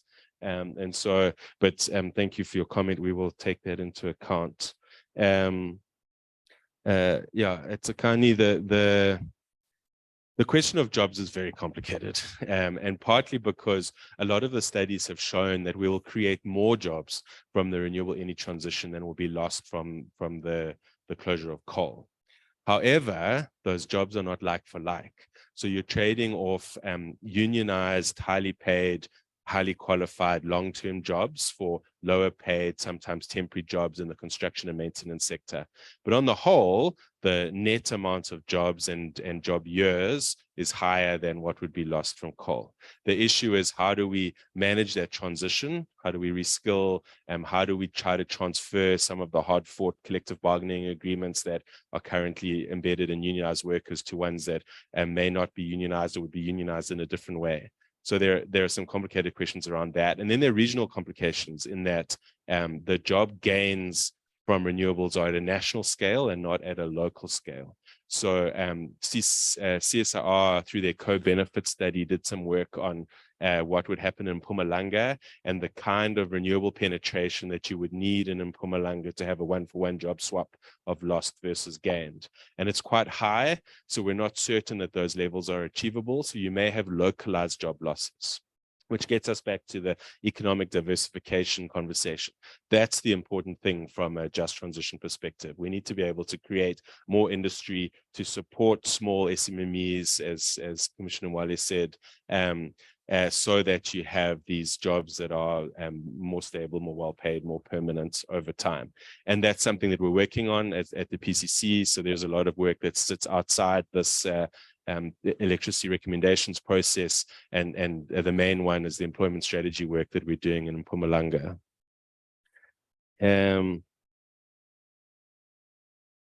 I think that I've covered most of it. Joanne's comments on sorry. Oh, yes. Sorry. Yes, the battery storage. Thank you. So it has been done in other places around the world. In South Australia, in particular, they're installing this kind of utility scale batteries. So it's not completely new. It's relatively new in a kind of global context, but there are countries that are doing this and rolling out that sort of scale of storage.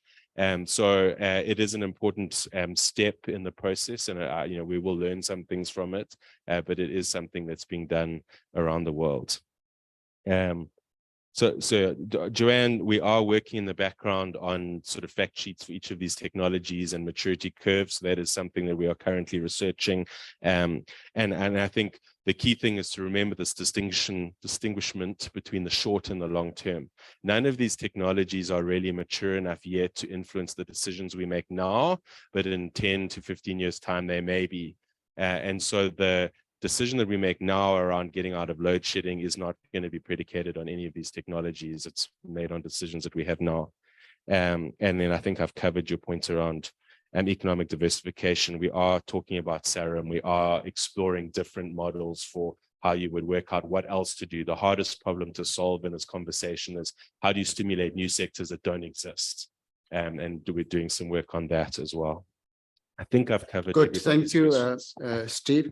On the new technologies and the stage of development and such, it's probably best to just copy and paste from an institution like the IEA or something of that sort, rather than putting out our own authoritative sort of research on any of those sorts of things, because it's been done various places. We just need to make sure we make it accessible, maybe summarize it if it's too long. Okay, Mark, over to you.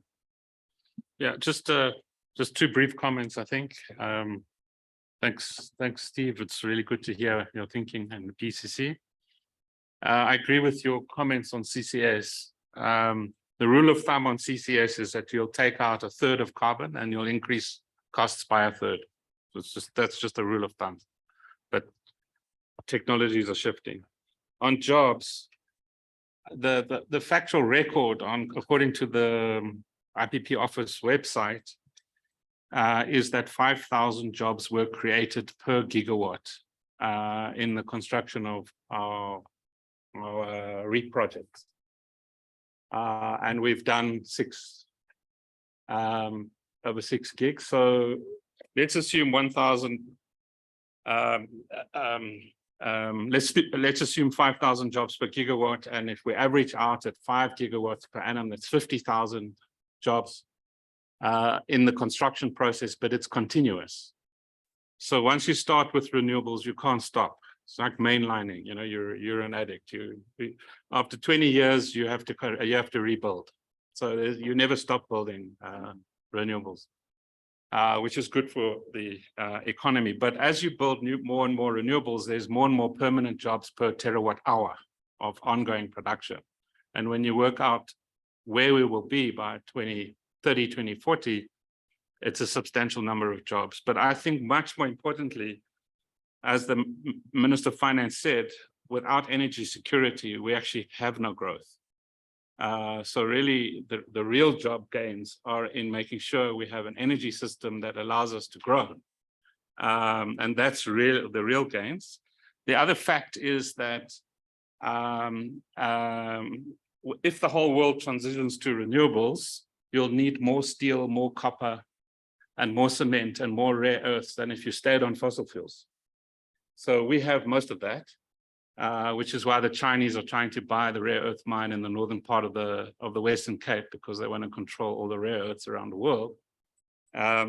So our mining industry is going to boom as demand increases in Africa, especially. And then the final point on jobs is upstream industrialization. So we shouldn't be importing the bulk of the kit. I mean, you know, most of this is pretty basic stuff, and you know, we could easily make it. We just have to apply our minds and get the job done. Thank you very much. Thank you, Steve. Before we rise for tea, the executive directors, we'll just take the executive director's report because it's not that long. Okay. He says. It means you'll have no time for discussion, which is as it should be. Okay, once again, morning commissioners. I'm going to give you a quick update on activities over the last quarter. So this is December last year to February this year. And maybe just to say the highlight has been the reference to the Commission in the President's State of the Nation address. He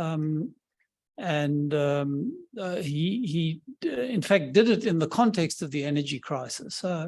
You know, he said that we're also mindful as we respond to that crisis of the risks from climate change. He spoke about the impact of extreme weather events.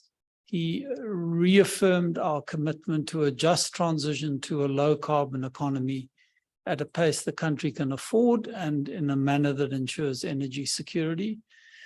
Also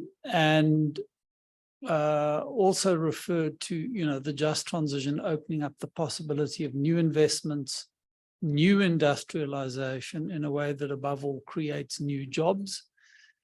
And then made this incredibly complimentary comment about the Commission, saying that it's guiding much of this work, and in doing so, building a new model for inclusive and collective decision-making, incorporating the individuals, workers, and communities that are most affected in the transition.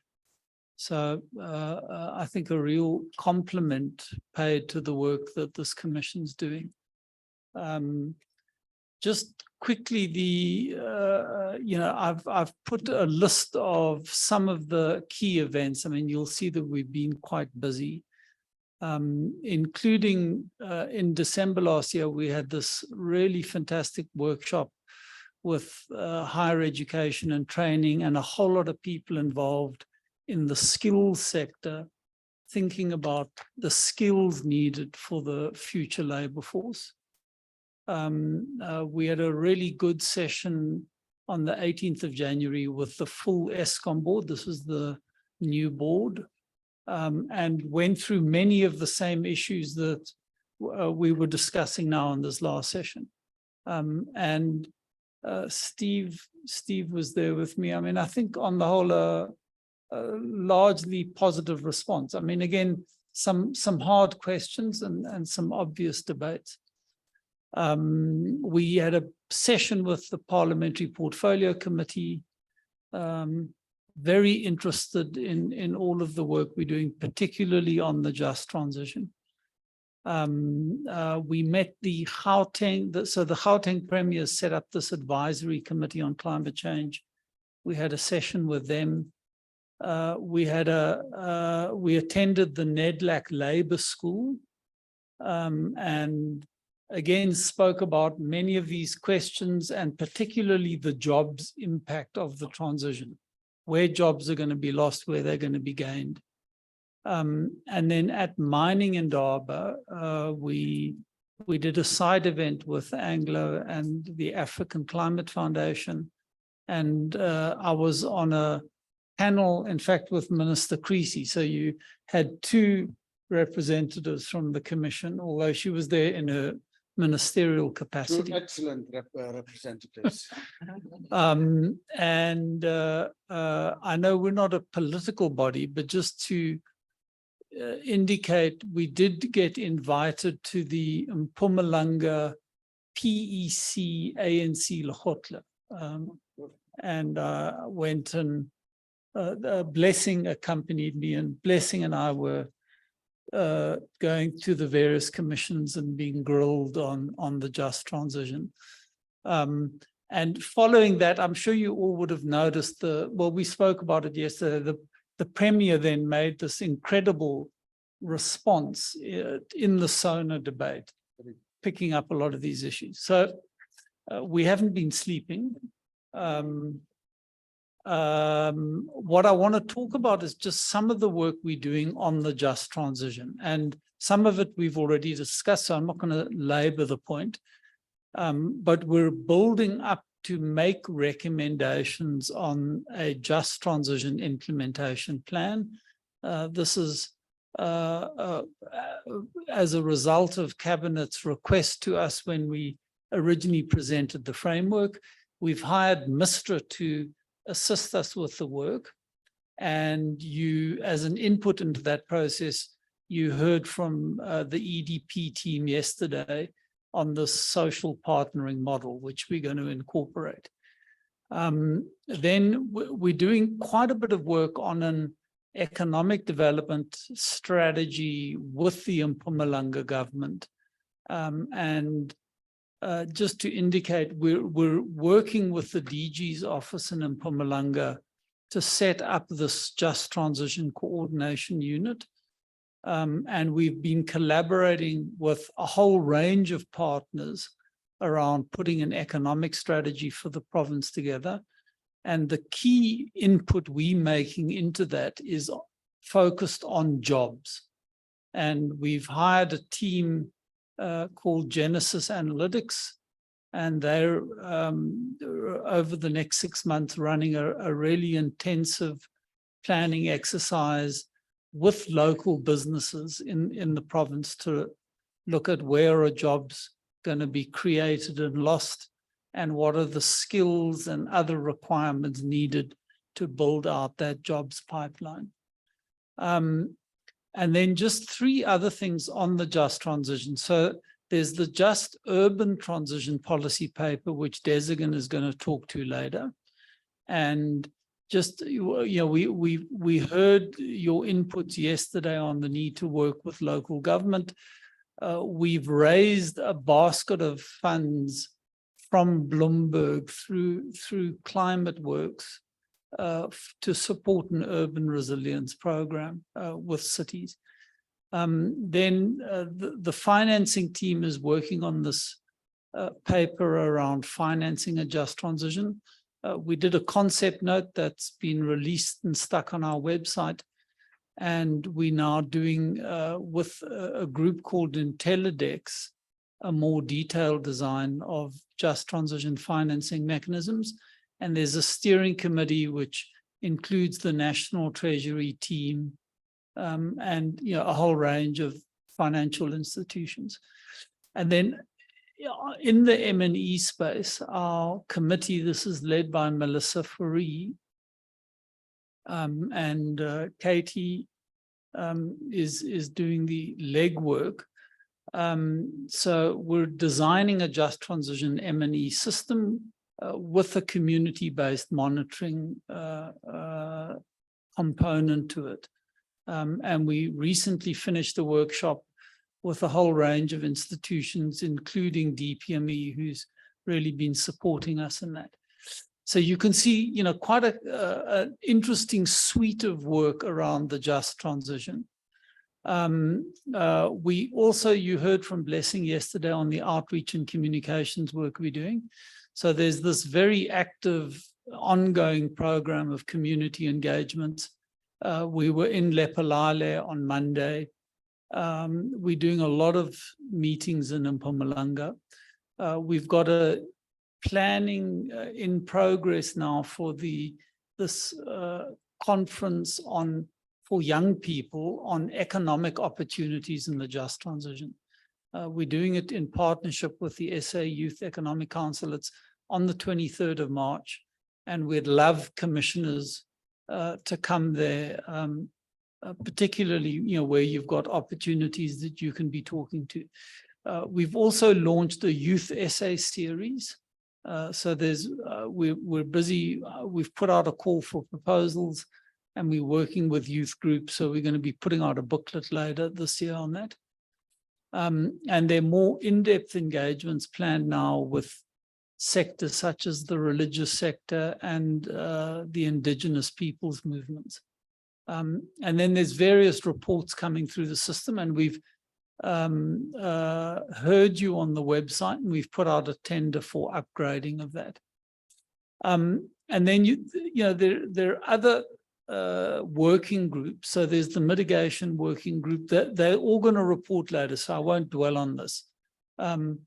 But you know, just to note that in addition to the work Steve's spoken about on energy, they're doing planning work around various net zero models and pathways. Resilience has been doing work on the KZN floods and the Gqeberha water crisis, and we're doing in collaboration with DBSA, Planning Commission and National Treasury, a water resilience investment plan. Finance is doing this tracking of climate finance flows, and they're doing the consultations on the JET IP. And we mentioned this yesterday, M&E is working on a state of climate action report. The working groups are all working. I've put up the dates of the various meetings. The only issue we want the Commission to decide on is the new commissioners that have joined us. We have suggested allocating them to working groups. So we want to propose that Zama Kanyile serves on the Finance and Governance Committee. Yansa Rabi serves on the Resilience and Adaptation Committee. Bishop Malusi Mpumwana serves on the M&E Committee. Shafiq Adams serves on Resilience and Adaptation. And Lungisa Fuzile serves on the Climate Finance and Innovation Committee. Just on institutional arrangements, just to say we've completed the integration into NEDLAC, and a huge vote of thanks to them. Most of our staff now are appointed on contract through NEDLAC. We've been able to secure our long-term financial stability with we now have a budget allocation for this coming year of 21.5 million, and a big thank you both to the Minister, who did a lot of pushing and shoving, and to the Treasury people. Kobisa Magwazi is here, and she played a key role in helping, you know, just get a proper budget secured. And just to note, you know, we've also raised 46 million rand from donors for a whole variety of programs. It's obviously not all just for the one financial year. There are two new staff members. I want to welcome Michelle Histerman, who's sitting to my right, and Kwezikazi Vintful, who just raise your hands there, Kwezi. good to have you on board. And to say we're engaging closely with the portfolio committee, and in anticipation of the act, we've commenced work on what is a treasury requirement for a new institution, which is called a feasibility study and business case. And we're working closely with Treasury to get that done. This is my last slide, just on planning and reporting. So I mentioned yesterday, we've put an abridged annual review into the presidency before SONA, and we circulated that to all the commissioners. We are working now on the detailed report for the end of the financial year. So that'll be done in April, and we're going to submit it via the Finance and Governance Committee for approval. And also, because NEDLAC's got this annual reporting requirement, just to note that our activities from October until the end of the financial year will also appear in the NEDLAC annual report. Our budget in NEDLAC has been finalized, so that's done, and that was included in the budget that's been recently tabled. And we are doing a detailed business plan, which will, this workshop yesterday's workshop will inform, and we will complete that in the next 2 weeks. I think we'll have a draft by the 10th of March, and we'll then circulate that again via the Finance and Governance Committee for approval. And that business plan will cover both the NEDLAC budget and all the donor funds. So you'll have a comprehensive view of our resourcing linked to the various activities. So that is it from our side, Chair. We will, of course, be touching after tea on a couple of the work areas in a little bit more detail. The working groups, have you consulted the new trustees whether they want to serve on those? I haven't consulted every one of them, but okay, I'll tell you what we'll do with the allocation of working groups. We'll first have a one-on-one chat with the new directors, with the new trustees, and if you don't mind, then I will take the decision about allocating to working groups, but based on their own preferences and such things also. So thank you for that. Most of the stuff in the executive director's report will come under the items after tea, but you're free to hold us up from tea now by asking any questions or making comments. This is a democracy. It's up to you. But since I don't see any hands, we'll take it afterwards, and feel free to ask him questions later on. Thank you very much.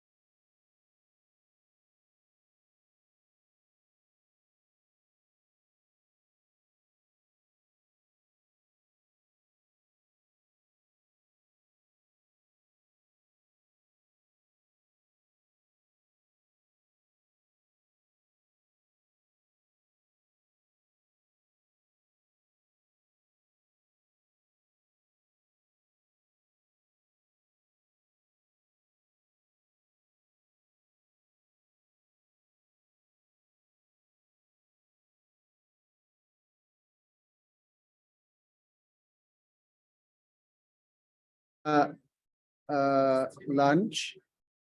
I mean, from tea.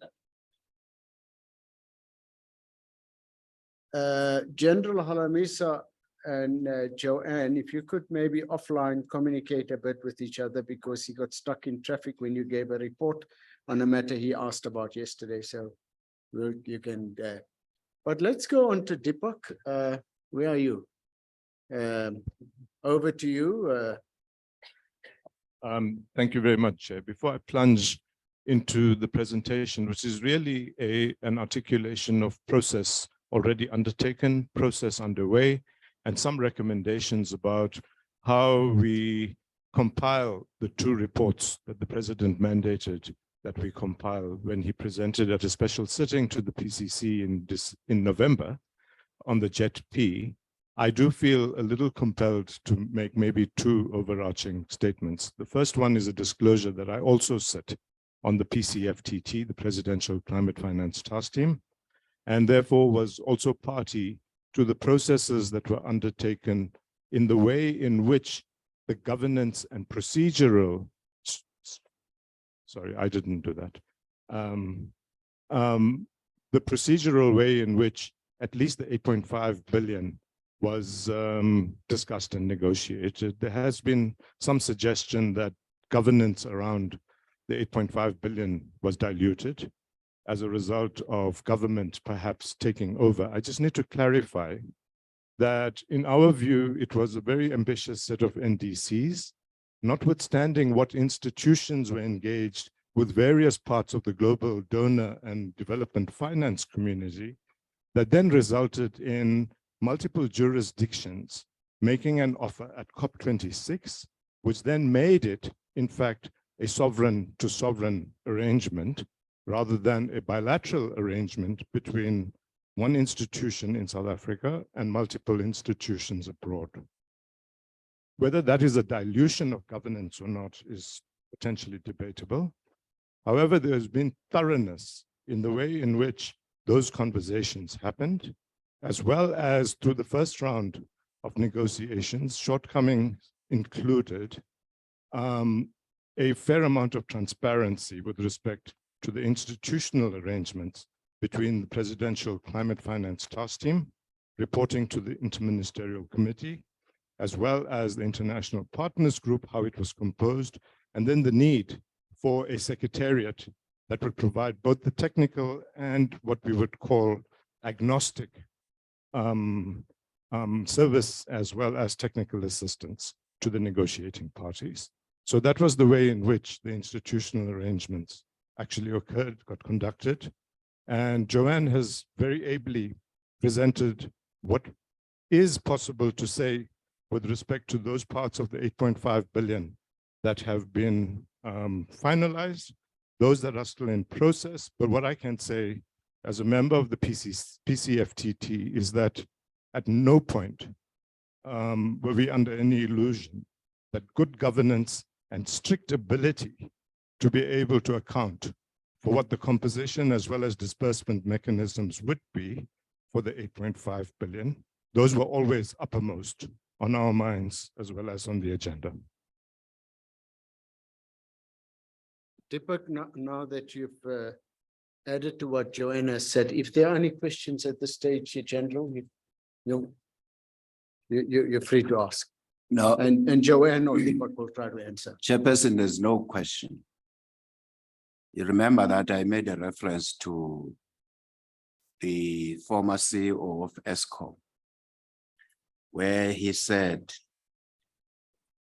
a certain political party its hand has been found in the cookie jar.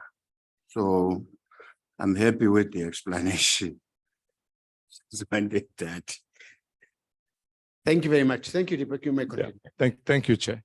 The Just Energy Transition Investment Plan, this presentation is a summary of consultations held, especially those in the first round of consultations last year, and those that have been held already and those that are forthcoming, as well as a proposal for the way in which, at least from the Secretariat, as well as from discussions with various people in the commission, a set of proposals with respect to how, given that the next meeting is only going to be in June, we take to finality the report or reports that we want to present to the president.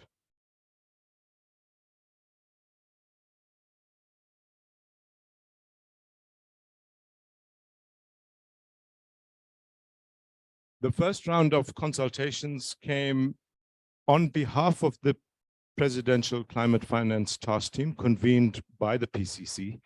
And those are the dates on which various consultations took place. Some consultations as a result of both, I guess, procedural as well as content issues needed to be not repeated, but followed up on. And therefore, we can see that between August and October, there were consultations with all of the social stakeholders that we had mapped. And those include youth, civil society, local government, represented by SALGA, as well as later on, it became clear that the faith-based community also had a key voice to contribute. And therefore, the faith-based community has become quite an integral part of the stakeholder groups that we consult with. The president launched the JET IP to a special sitting of the PCC on the 4th of November. And then, of course, there was Congress, or the Conference of the Parties 27, at which the JET IP was further launched or communicated, and further engagements took place. In addition to those stakeholder consultations, the Secretariat of the JET-P undertook roundtable conversations made up generally of about 100, 120 people who were selected from as a result of their climate expertise, as a result of their sectoral interest in particular parts of the issues that needed to be discussed, as well as what the contours or the sections of the JET IP would be. And these roundtables mainly took place during the month of August, and they consisted of a roundtable on the electricity system, where a number of the issues that were discussed this morning as a result of Professor Swilling's as well as Steve's presentation were taken into account. A roundtable on just transition, a roundtable on green hydrogen, as well as a roundtable on electric mobilities. So just transition being a cross-cutting issue across the JET IP, and with electricity or the energy system, green hydrogen, and electric mobility being the key sectoral themes, all of which are contained in the JET IP. And as Joanne has already explained, these were in some ways pre-packaged into the political declaration and agreement that took place at COP26. These are the integrated issues that arose through our consultations. The next few slides will go sector by sector. So I'll rush through those, but take this or use this as an opportunity to present both in their clusters or their sections, as well as the content for the consultations and the outcomes on an aggregated basis. Firstly, we wanted to seek stakeholders' input with respect to intent and objectives, transparency and accountability, methodology, the proposed investments, the structure of the financial offers, the just transition cross-cutting elements, policy, and implementation. One by one, if I go through them, unfortunately reading them, all of the groups, while they might have had misgivings with respect to one or other aspect of the JET IP, agreed that the work that is premised on the JET IP's contents is high priority. There was a degree of optimistic and involved interest, as well as this being a catalytic spur for the work that we needed to do as we undertook the just transition in particular, in general, but the just energy transition in particular. With respect to transparency and accountability, almost all of the groups called for greater transparency in the process as a whole, as well as transparency with respect to the underlying investments and the governance and institutional arrangements, as well as where the 8.5 billion that was part of the JETP, the JET partnership, where would that be spent and allocated? The methodology, and I think yesterday we started another debate with Andrew Borain's presentation about what is the means of communication and consultation, and we will perfect that as we go along.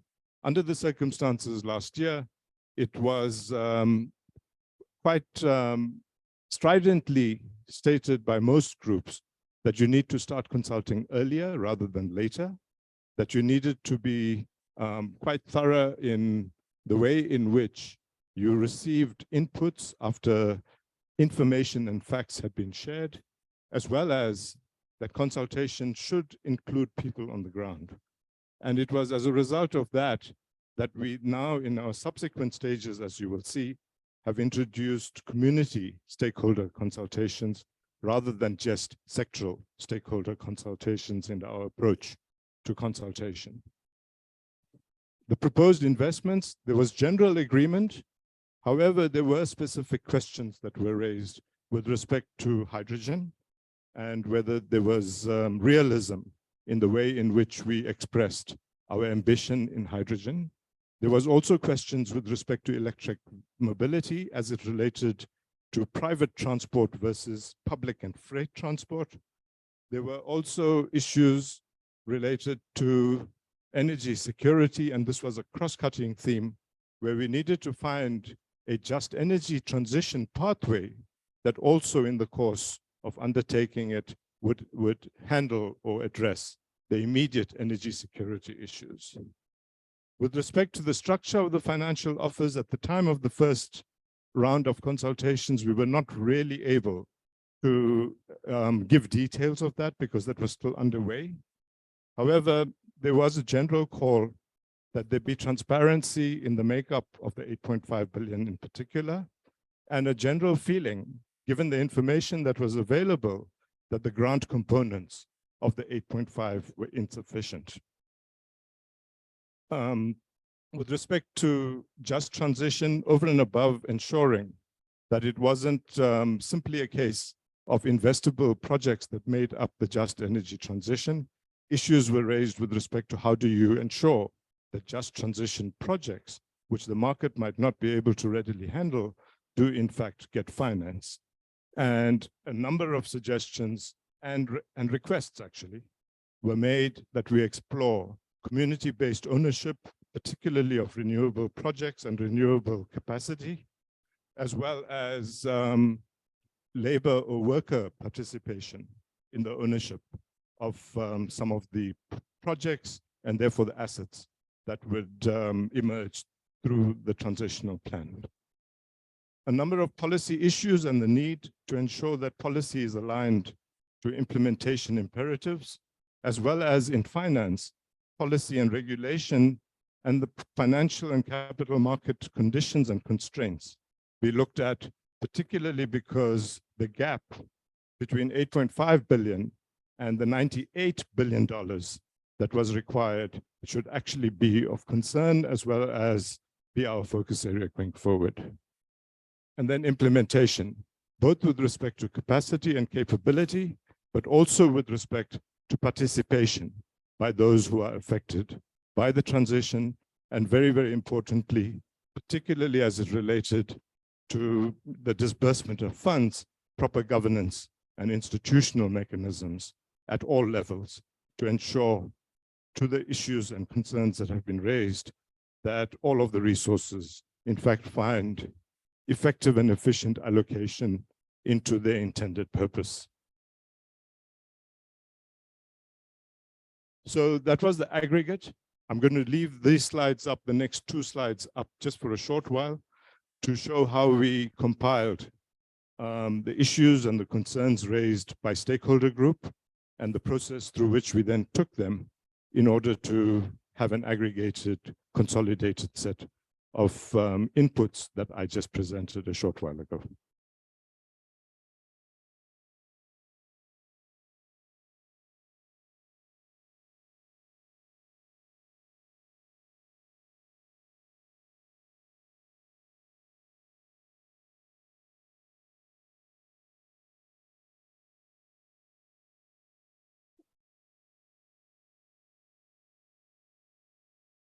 Okay, we then come to the presentation of the JET investment plan to the PCC sitting, the special sitting in November. And at that special sitting, the president presented with Daniel Manella doing the detailed presentation of the JET IP to a special sitting of commissioners, which by the way, was live streamed, as is our tradition and culture now. And there were more than 170 people who had tuned into at least those live streaming platforms where we could count the numbers. And one can only imagine that there were many more in those platforms that we couldn't count. But essentially, the mandate given by the president to the PCC was firstly socialize the JET IP among stakeholders and receive comments, feedback, and views. Secondly, compile a report to the president reflecting the feedback from stakeholders. And thirdly, produce a PCC response to the Just Energy Transition Investment Plan. The first technical in-depth presentation of the JET IP done under the auspices of the Secretariat. In fact, the Commission had a special meeting on the 1st of December before we broke for the break. And at that meeting, also live streamed and also attended by at least 150 to 180 people, the detailed content of the JET IP was presented. So although the presidential presentation of the JET IP might have been a little more summarized, we went into a very detailed enunciation of what the JET IP's contents were to a special convening of the PCC. And we agreed that a schedule of deeper stakeholder consultations should be held during February and March, culminating in the 2 submissions to the president. Firstly, a report of stakeholder views on the JET IP. Secondly, a submission to the president from the PCC, consisting of views, recommendations, and implementation imperatives in the name of the PCC. We have commenced such a stakeholder consultation process. At this point, I need to say that because of the proximity and alignment between the work that the Net Zero Pathways Working Group is doing, as well as the JET IP, both with respect to energy pathways, but also with respect to financial implications, that we have decided for the specific stakeholders to have them as integrated energy mix and JET IP consultations.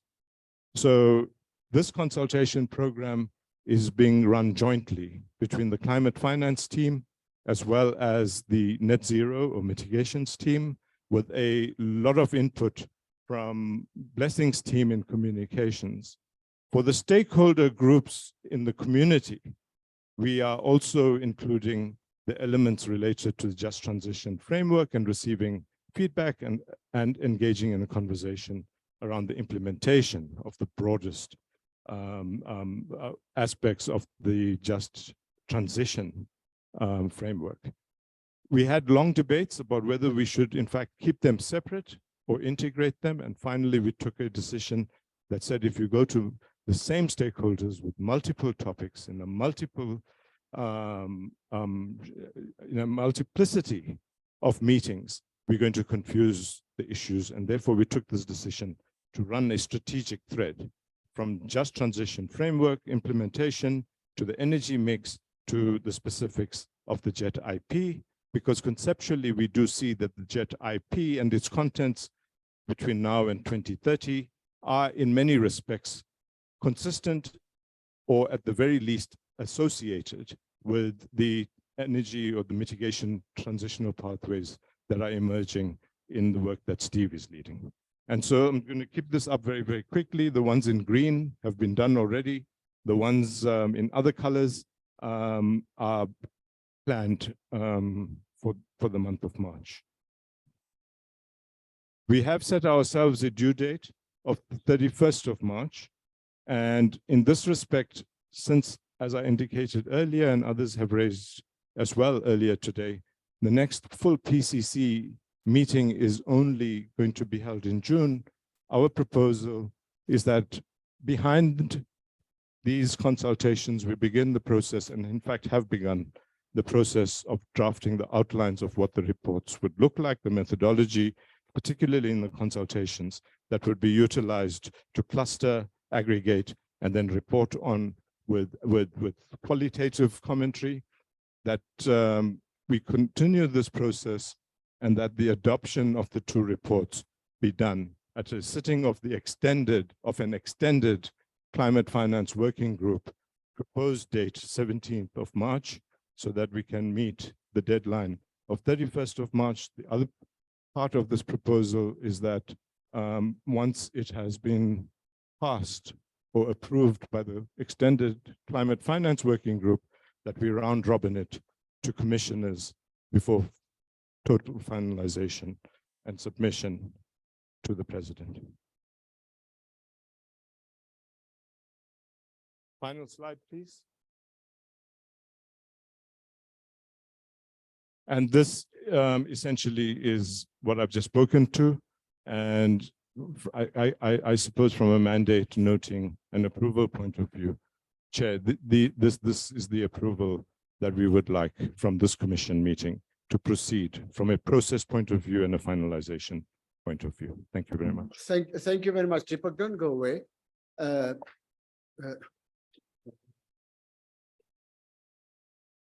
Where is Blessing? He's attending the State of the Province address. Oh, okay. If somebody could tell Blessing, well, we will have, this is an important report. Thank you, Deepak. It's clear to understand, and it's most welcome that it will be on the website, I take it. But it would also be good if the comments this morning from Joanne and the comments from Deepak, off the cuff comments they make, I take it that will also be on the website because the whole webcast thing is on there. And if there are any questions to us about this matter that was in the media, we can just refer them to the comments that were made by Joanne and Deepak because they speak for themselves. Thank you very much. That's the decisions that we are required to take. And I'm quite happy with it myself. Let's hear from the others. But Deepak, just tell me, are you people receiving adequate cooperation from what you refer to as the partner countries? Is that what you said, partner people, or are they not forthcoming, having made all sorts of promises, so that the Commission can make it known to them that that is the case. You know, we are rather forthcoming with our comments normally, but just tell us, is it okay? All going okay? Thank you very much for that, Chair. And like Mark said, fully aware that this is being broadcast or streamed. I will offer my perspective on this issue. And it is not inconsistent in any case with what the president himself said as we went to COP27. I think at a global level, we found, for want of a better word, a sweet spot between the ambition we had expressed in our NDCs and the developed world acknowledging that they had failed to meet not only the expectations of them, but their own promises in COPs prior. And therefore, we were one of the early, for want of a better word again, recipients of an offer of 8.5 billion. As we unpacked that 8.5 billion, it did become clear to a lot of us that the grant component and the deeply concessional components of that package were not completely desirable, and that we would, for want of a pun intended, bank the 8.5 as it was being offered, but leave room open for and continue not only advocate, but prove that we had a case in our transitional plans, as well as make demands in terms of our role, our status as a developing country, for that same group, as well as others outside of that group, to begin to look at ways in which to make the grant and deeply concessional components more significant and a greater proportion of the total amount. That process is ongoing. I can say that in principle, the members of the IPG accepted that critique of the overall composition of the package, and each, according to their own jurisdictional complexities, then came with, let's just say, sharpened offers.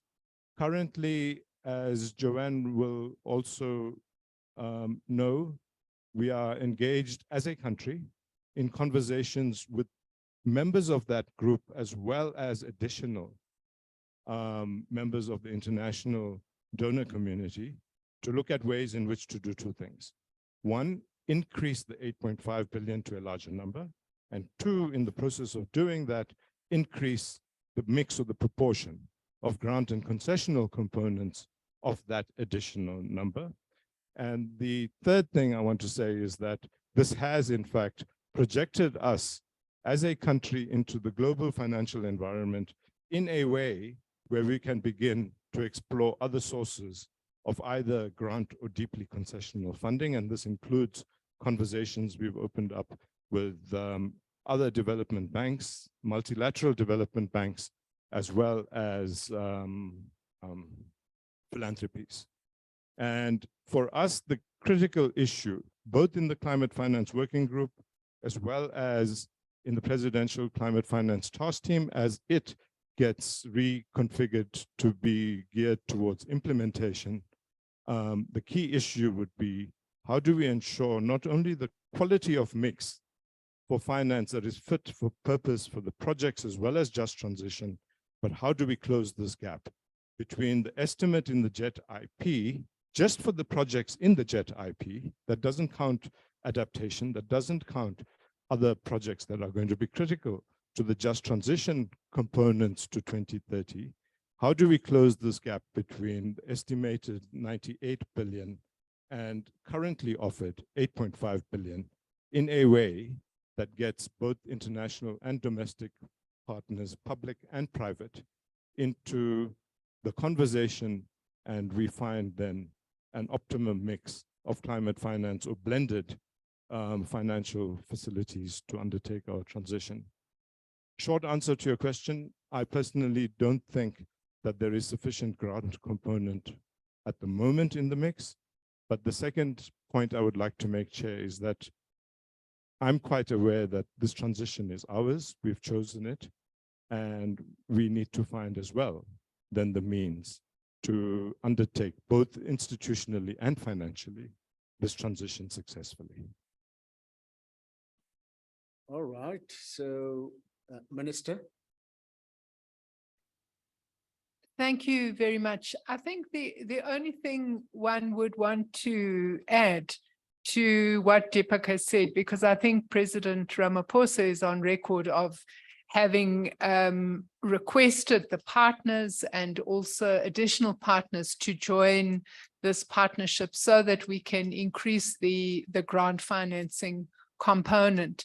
But I think the key issue that one would just want to emphasize is the commitment of government to appointing a high-level project manager, so that now that the first tranche of the money has come into National Treasury, we can get the process underway. And I know that Minister Gungubele and the presidency has been seized with this matter, and I'm confident that in the not too distant future, we will have a concrete outcome. Thank you. Thank you very much. Are there any other questions to Deepak? Yes, Princess. No, it's not a question. Thank you, Deepak, for that presentation. I think it's just a request. We understand the complexities around the 8.5 billion, and that the 5 billion that has been disbursed, it's in the public gallery in the National Treasury term sheets. But you know, as commissioners, we busy on other lives, and at times we miss this important communication. So we'll request that, I think it will be useful for us, you know, to be timelessly, you know, be given that type of information as it becomes available. Because as we are aware that some of the engagement, we've got too many engagements and we might lose track, we might not even be able to attend some of those engagements where this issue was unpacked. So maybe through the ED's newsletter, if there's anything, you know, that is part of the JET IP, if that can be included so that we at all times, we know exactly what's happening around that. Thank you. Point well made and taken.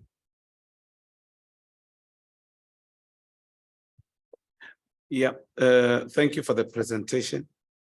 I think something that we need to raise is the issue of money. It's not an easy subject to just scratch the surface on. And because of the situation that we know of corruption and that has happened before,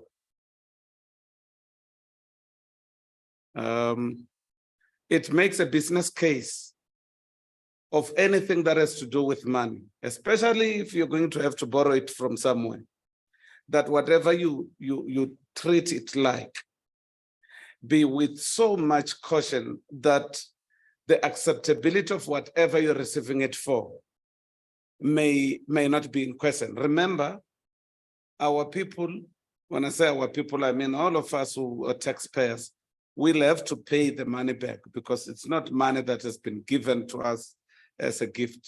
It's money that should go back. Now, I want to suggest that going forward, when I talk about the investment plan, before it is approved anywhere else, we should find a way of making sure that, especially here as the commission, that we have a sight of it, even if it were to be a draft, not that it comes and it has been approved. It looks like you will be doing the work after the fact. So when you get asked where you come from, when you are asked where you come from as a stakeholder, you will find it difficult of explaining where you fit in the consultation of that important effect of money. So I'm going to also say what begins to be, and we are thankful that we are still gonna give more input in different meetings to come. We think it becomes also very problematic when you imagine that you've got in fact, we've got a just transition framework that talks of inclusivity, procedural justice. So even the allocations, because maybe you didn't consult before, it is clear, you can see with the allocations that we could have made input before it was beamed in other meetings out of the country. For instance, on the issues of skills, we really, to be honest with you, we know we're gonna give comprehensive input there, but this is a principle that when you are asked by the people there, if this is centered around the people, what of it shows? If you say, and I speak under correction, 0.3% will go to economic diversification.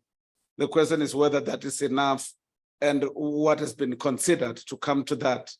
Now, if you can't answer that and you sit here and you are seen now on Facebook Live and whatever it is, and you can't answer that, it takes away from what exactly you are supposed to be, a foot soldier, if I may put it that way. When you don't know what you're doing, when you don't know what the right hand is doing, it's problematic. So I just want to say to you, the presentation we see, we do believe that the issues that has to do with money, especially that is borrowed, we should be cautious about it. Lastly, the point that one made yesterday is also, it needs to be looked at. And let me just, for the record purposes, we are saying, and we know it may not be permanent, but for now, we have got some slow growth in the economy.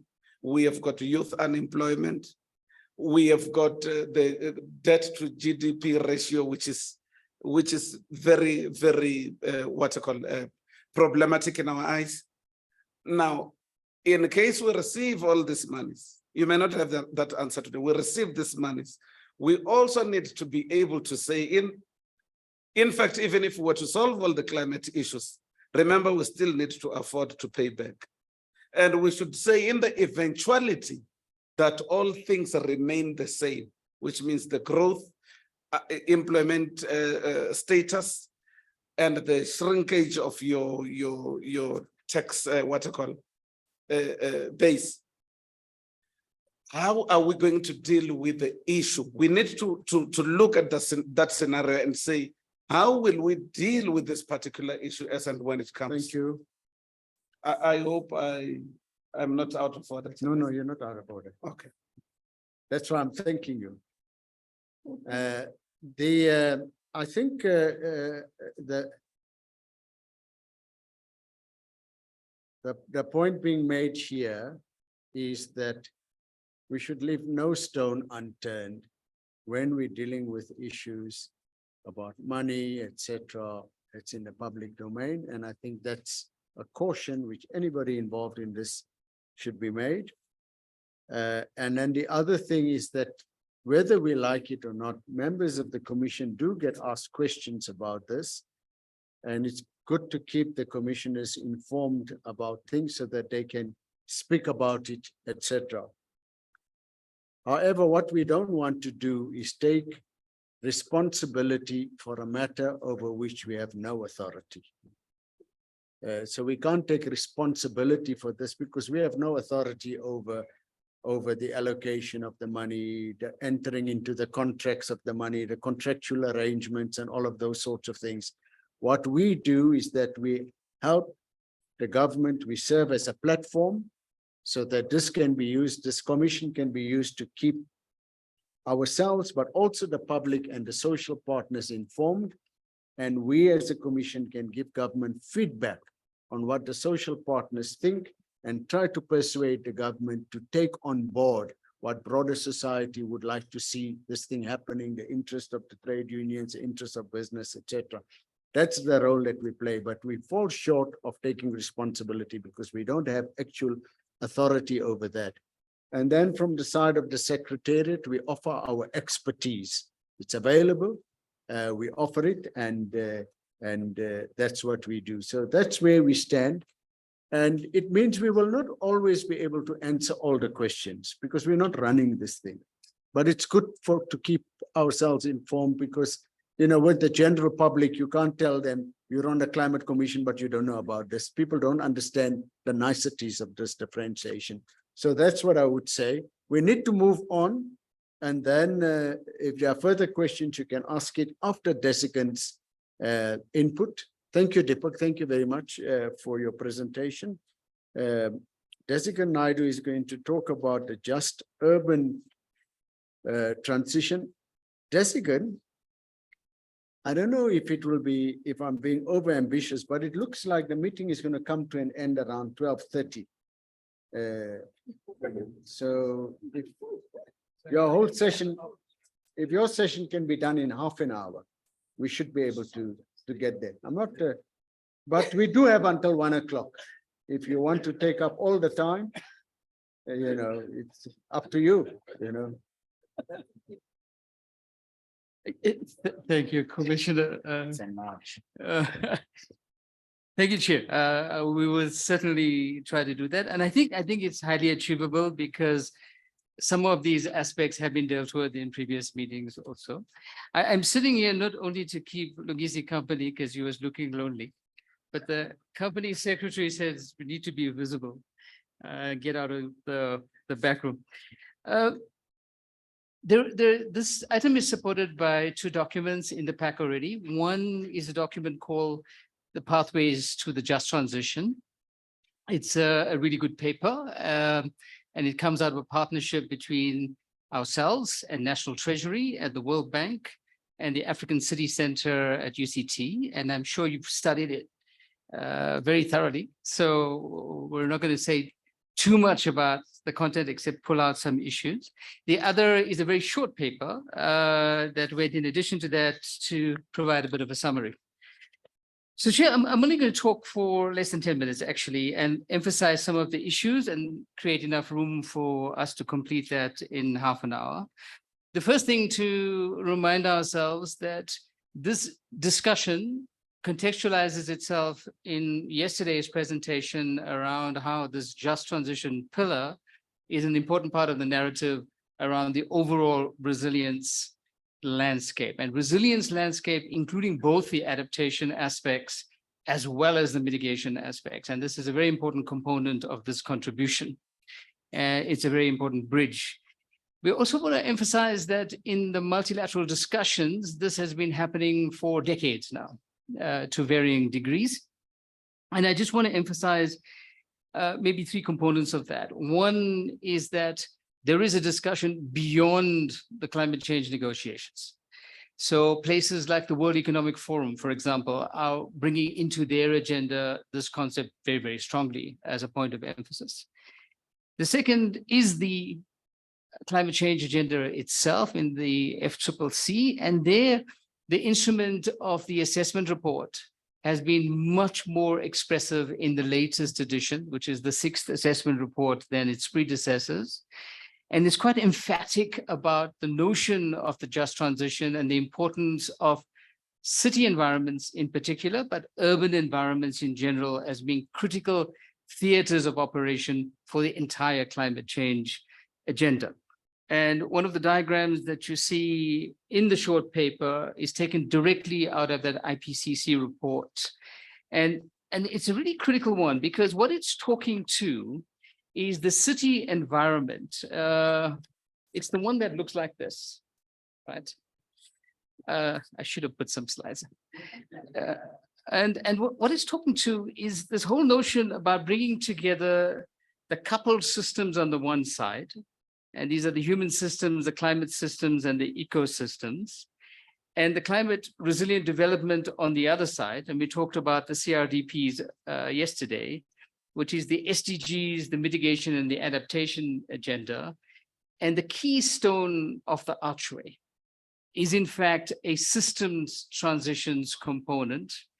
And a critical part of that component is in fact what happens in the urban infrastructure environment. It's not all, because there are many other components, but this is where it roughly fits into that.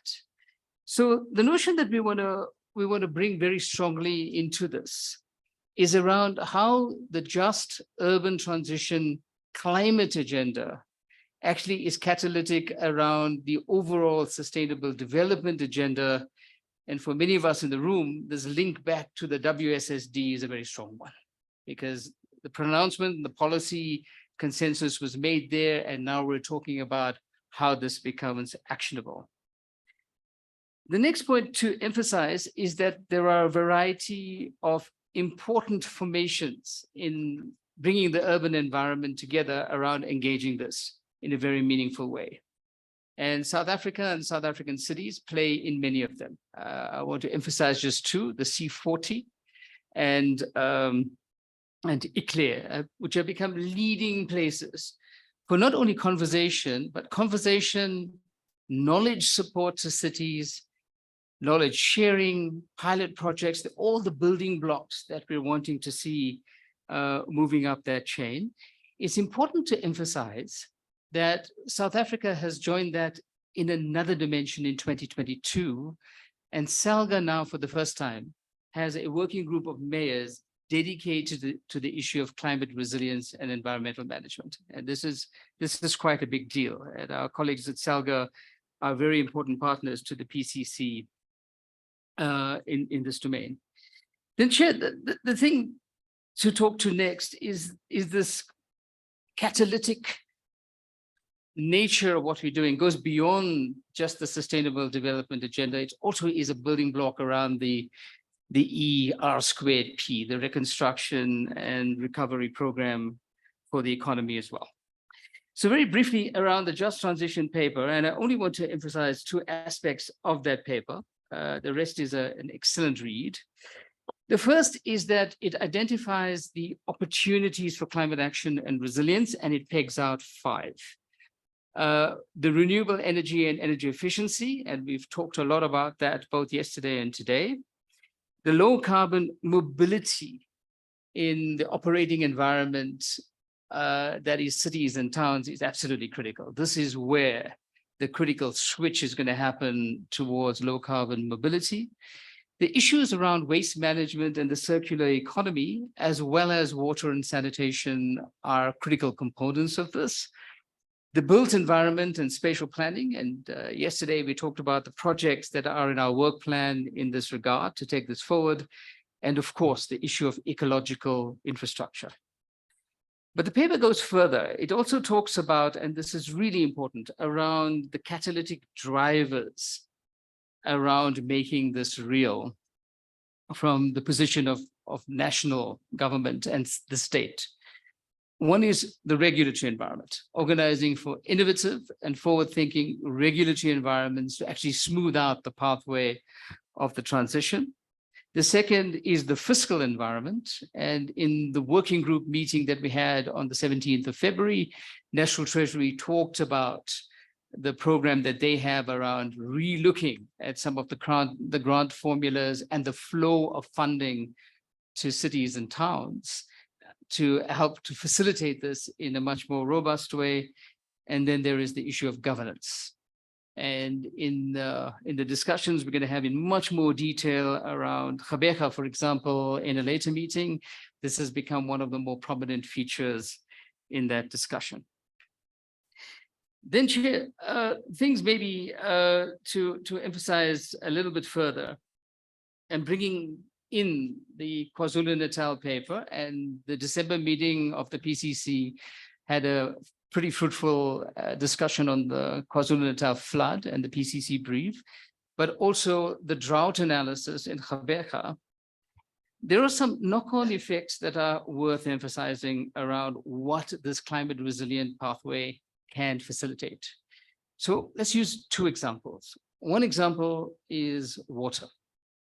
I'm not chosen only because I have an affinity for the sector, but because it's a vital part of the health of the city environment and dealing with the issues around reticulation efficiency, wastewater issues associated with the close dependency, the nexus now between water and energy. And we are seeing right now in many parts of the country, including where we are, water shortages on the back of an energy deficiency.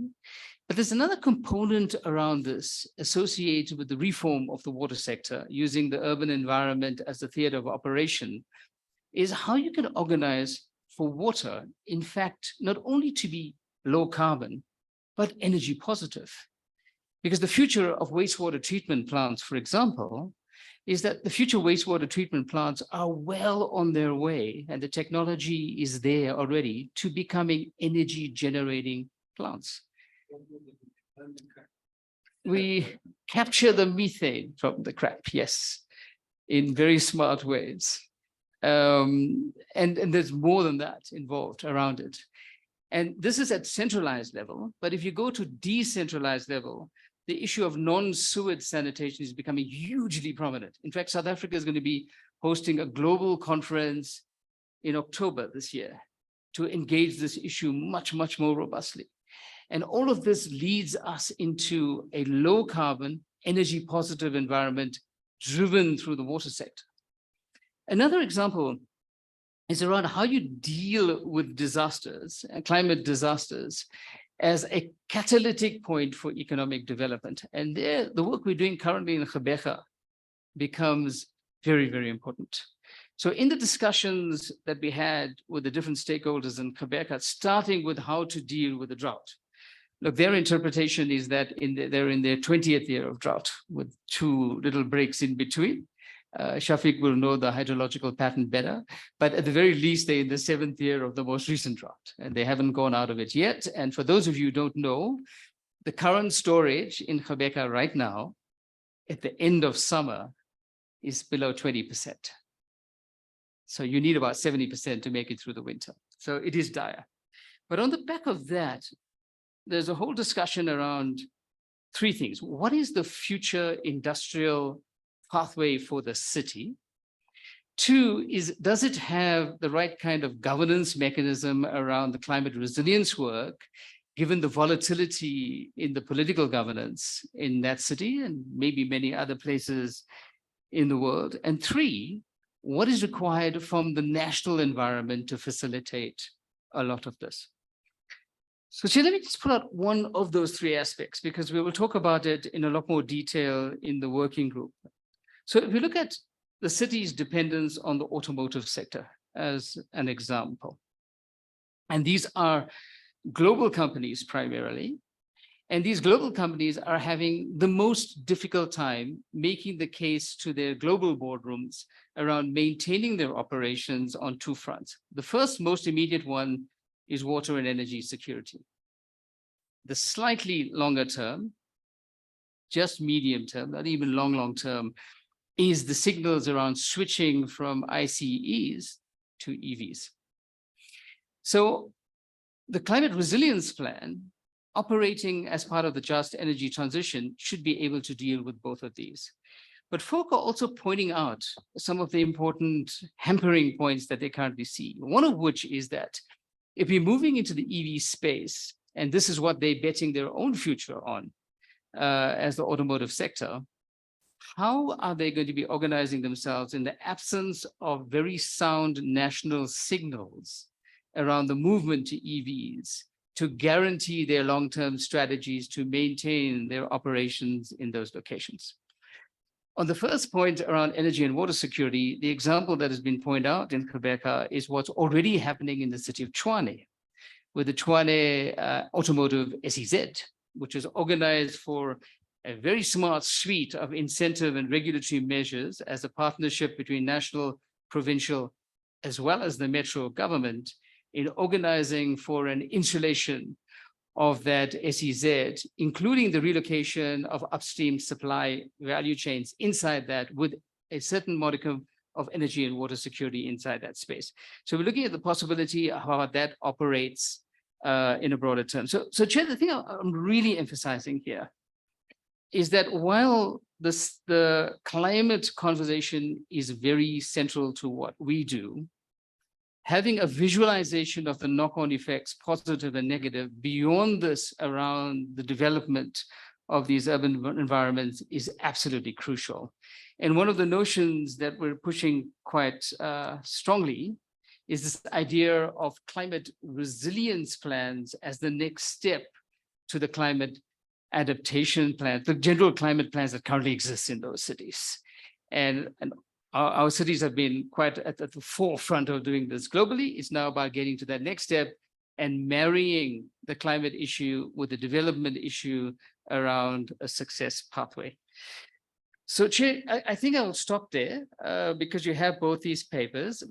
The recommendations themselves are going to come out of the working group report just now. Thank you very much, Desigan. That's a very interesting and stimulating report that you have given, and congratulations on a good work. When it comes to local government, and this is what I was looking for earlier in the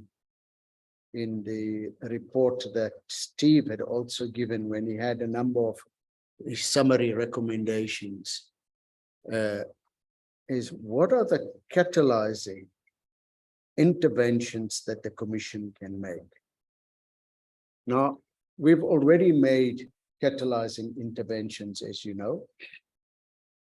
We called for support for the just energy transition transaction.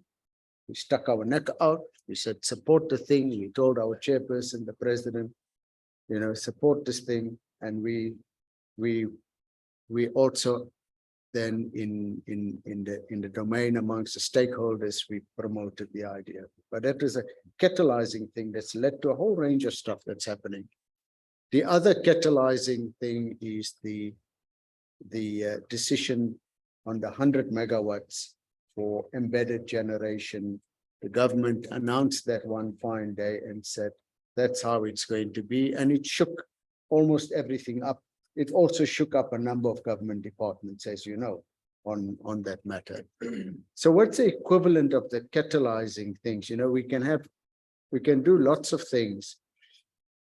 I've been talking about the EV thing, as you know, since yesterday morning, not least of all because I'm now a proud driver of an EV car. Brand new, I would have, you know, out of the box. But leave that aside. Could we, as a commission, having heard the minister gave us a detailed report last year, we know what all the issues are, all of the considerations. We know what the private sector and the motor vehicle manufacturers are saying. Could we ask for, could we set a target for the country? And that could be a catalyzing event. Of course, it's not a law and nobody's bound by it. But if we are sensible enough and logical enough about it, it's likely that it will not be ignored, notwithstanding the fact that we're not actually an authority. You know, when a minister says to their department, do this, they have to do it. When we say so, nobody has to do it. But if we have consulted properly and we sort of think that it's something that's really doable, we could probably do that and give that some thought. The other matter is the collapse of local government in South Africa. All round, there's a lot of collapse. And it's a terrible thing, but could there be an opportunity? And I look in this room, we have Deepak, who is a financial fundi. We have you, Desigan, you know about water, you know about urban, you know about so many things. We have our executive director, who was a former city manager, and who was the man who designed the local government system for the Republic, I would have you know, in his time. Could we say that we're going to make a catalyzing intervention? And catalyzing intervention in itself doesn't change the world, but it acts as a catalyst. Could we say, let's take, for example, just for one, the first thing that comes to my mind, let's take Klerksdorp. We say it's a small, medium-sized to small town. We say, let's put forward a plan for the recovery of that town, but it will be a green recovery. It's a little bit like what Mark Swilling was saying that the Minister of Finance said. According to him, the Minister of Finance said, with Eskom, we can't look to the past to revive it. We must look to the forward for a future of a different Eskom. And could we say to a small town, let's go green? Set up storage facilities, set up solar, set up wind, and you make an assessment that there are X number of businesses there, they buy so much electricity, this is what the revenue is going to be. There's so many households there on a prepaid basis, they would buy so much, this will be the revenue. We then support that initiative and we say, allow this town to go ahead to do this kind of thing, to sell its own electricity, and those sorts of things. And maybe we also, through our business partners here on the commission, we try to persuade the IDC, some of their investee companies to locate into Klerksdorp, because now they're going to get reliable electricity, but also you need a little bit of a critical mass. That may be too big a town. Maybe we choose a smaller town. Maybe we choose Paris. I don't know, and it can have a catalyzing. It's the kind of thing that can have a catalyzing effect. If we choose Johannesburg, it's a big bite to take, but we take a small bite to show the way forward. The city of Cape Town has already said, by the way, we're going to do our own thing now. And we're going to buy electricity from wherever, etc., and those sorts of things. It could well be that it's in Mpumalanga town, and the government people and the commission could guide us strategically where to look also in those sorts of things. But it's a kind of thing that you do without having to get approval of white papers, approval of legislation, approval of sort of things, because that will take a long time. In a sense, you'll also have to look at what's the political composition of that town. If you've got a mayor and councillors who are not interested in anything, you're not going to get anywhere. So you'll need to have local political leaders who maybe are interested. I'm just saying, so I'm looking, I think we can play that catalyzing kind of role, partly because of the flexibility we have. We have this wonderful flexibility that, we are what we are. And so, and then maybe through our business people, we can say, can you improve the bandwidth in that town, and take a lost lead for a while, maybe. It's a small town, it's not going to be a big lost lead, do this, do that, those sorts of things. The agricultural people, in these small towns, you have co-ops. They play a big role in the running of the town and those sorts of things. And maybe something of that sort. And we call it a pilot or something of that sort. But I think the country is ready to and what gives you the opportunity is that the town isn't working. If the town is working well and you go in with new ideas, nobody's going to get it. But if it's not working and you go in with new ideas, you say you're going to do something with the human waste, you're going to turn it into gold. I've never heard such a thing before. It's like magic, or those sorts of things. That's what I say. I don't know, Crispin, you think crazy idea? You know about this local government stuff and all that. I think it's eminently achievable. You can get one or two young people into your team here who will be fired up with the thing. The old people don't have the courage to do something. Get a 35-year-old who's interested in IT and this and that, and send them in to work on this thing.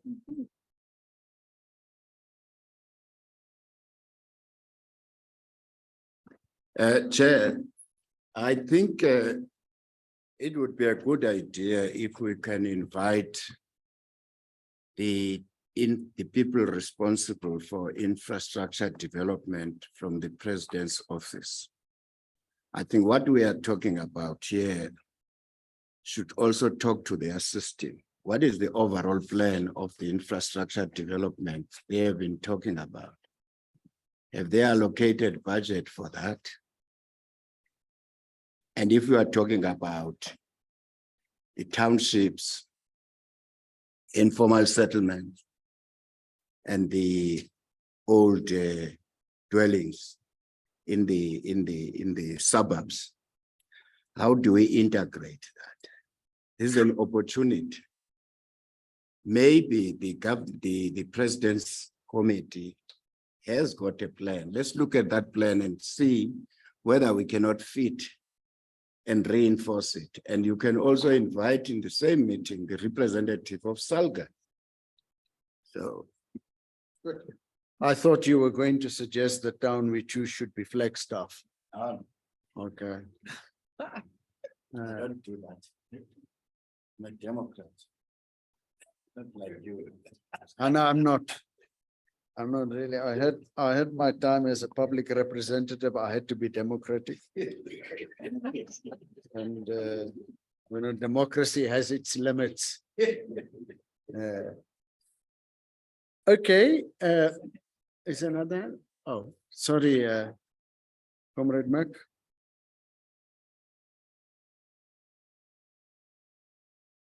Sorry. Yeah. No, thanks, Chair. I had two questions for the previous speaker. Unfortunately, did not see my hand. I tried to do this, but No, it's fine, Chair, it's fine. You recall, Chair, that I think consistently so in the past year or so, we have been trying to raise issues around, different sectoral just transitions. Because we thought at that time, hey, if we go ahead with this way of doing things, we're going to come to a point where it's going to be difficult to consolidate all the different, sectoral just transitions. Fast forward, what happened, and now we have a framework, a just transition framework. We never thought that in that process, we'll come to a point where we now begin to talk again about urban and rural just transitions. Because I think from where one is sitting is that this approach, and this is my view, this approach seeks to,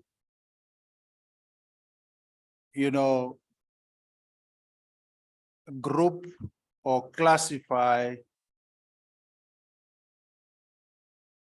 different communities according to their class in society. Because just now you'll talk about rural just transition. One of the things we are not doing is to talk about when we consult or do consultation. We are not saying we are consulting you because you are an urban resident. We are not saying we are consulting you because you are coming from the rural area. We are consulting them because we want them to understand what we are dealing with as a country. Now, the question is, who's going to fund these urban, rural, just transitions? Because we know for a fact that in the urban areas, there's a certain group, certain class of people who are staying there.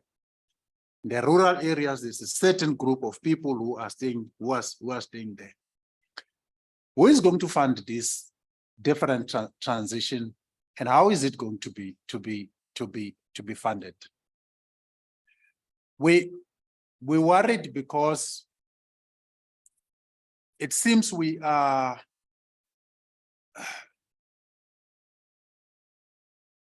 leaving each other behind, first as a commission, because as a commissioner sitting here, I have no idea as to when did this idea, or where was this idea developed to start with?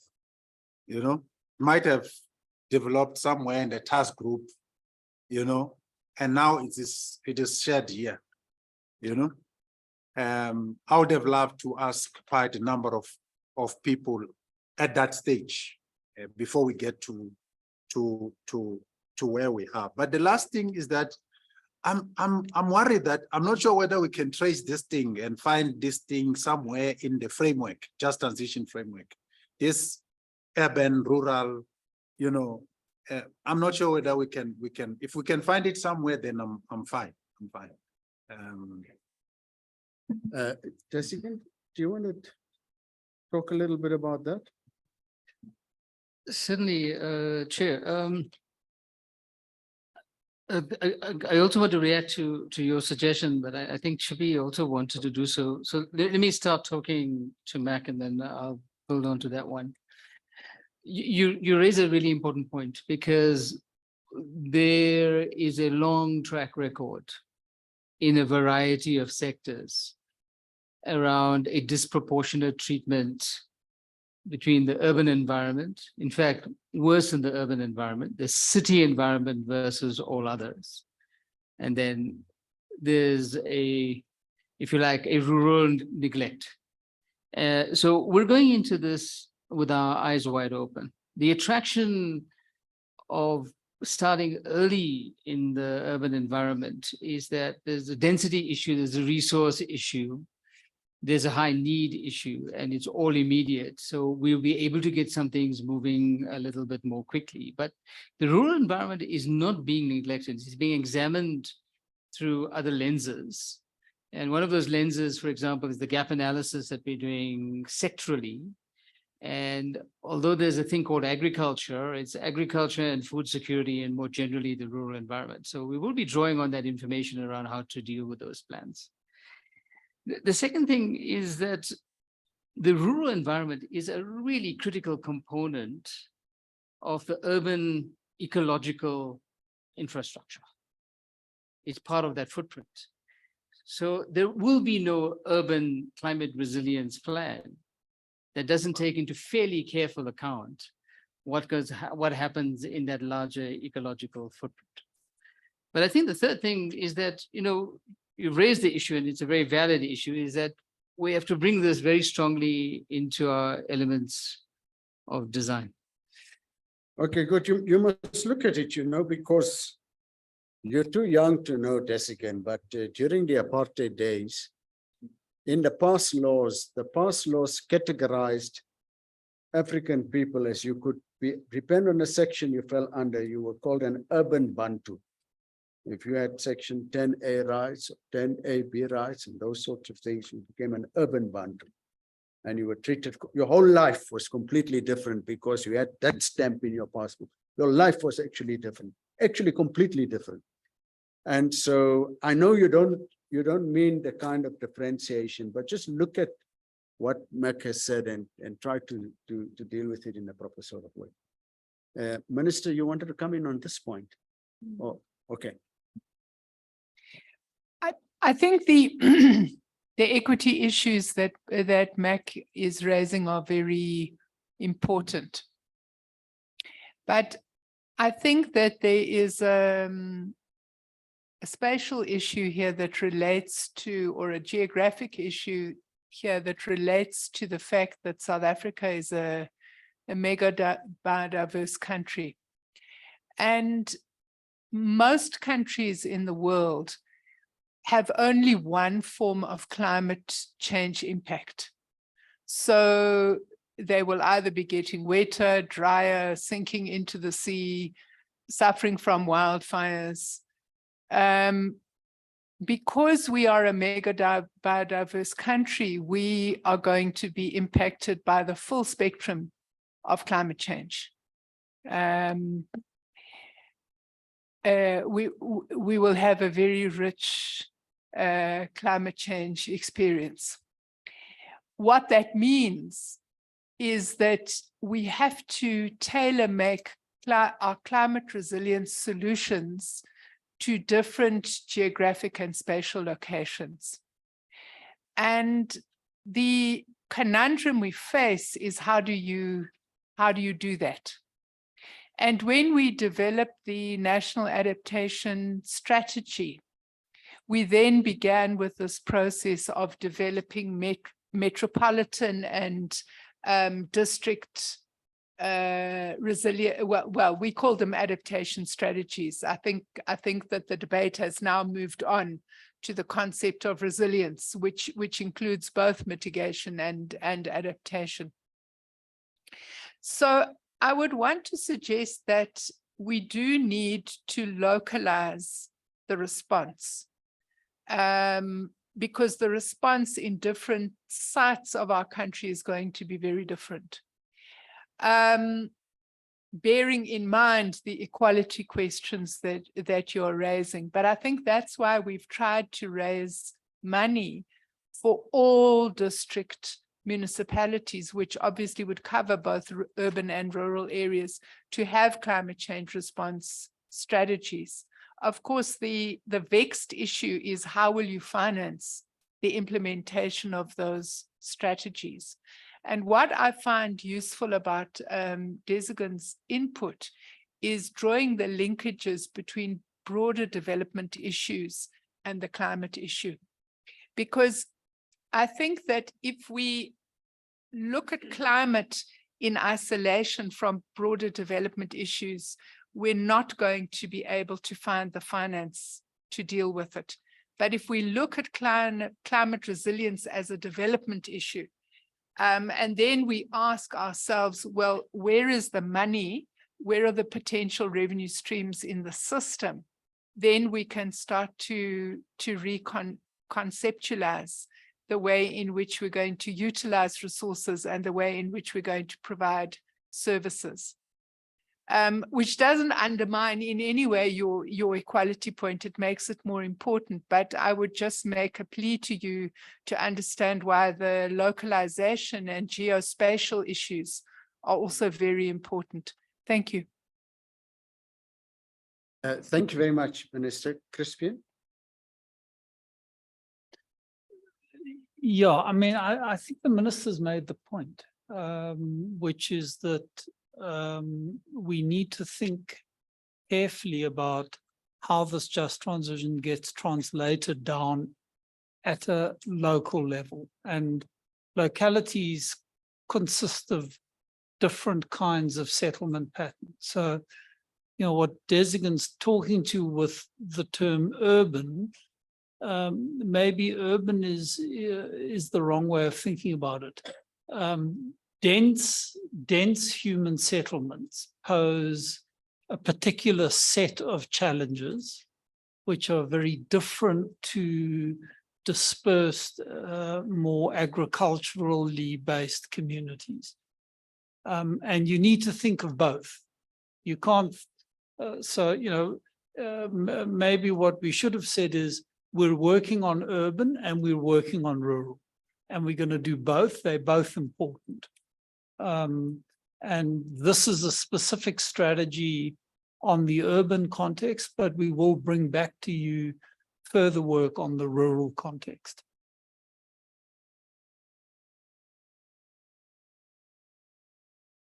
Just a very last point, the issue that you raised, Chair, around potential pilots, that is in the discussion. In fact, the way we want to segment one of our recent grant awards is in that orientation.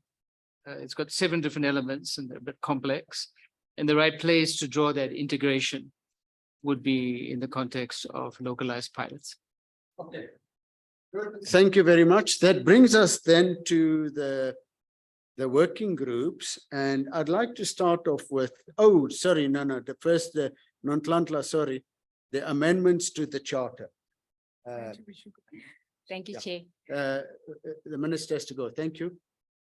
All right, I'm going to rely on the comms team to just bring up the PDF, which was shared. I'm going to take it as read, but as a preface for the changes that are being proposed. Last year, the deputy chair presented to the president that the executive director, sorry, do I need to move here?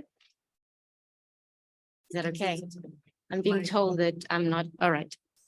Okay, so to contextualize the changes, why we're bringing them before the commission. Last year, the deputy chair presented the idea of bringing in the executive director as a commission, which is really standard practice.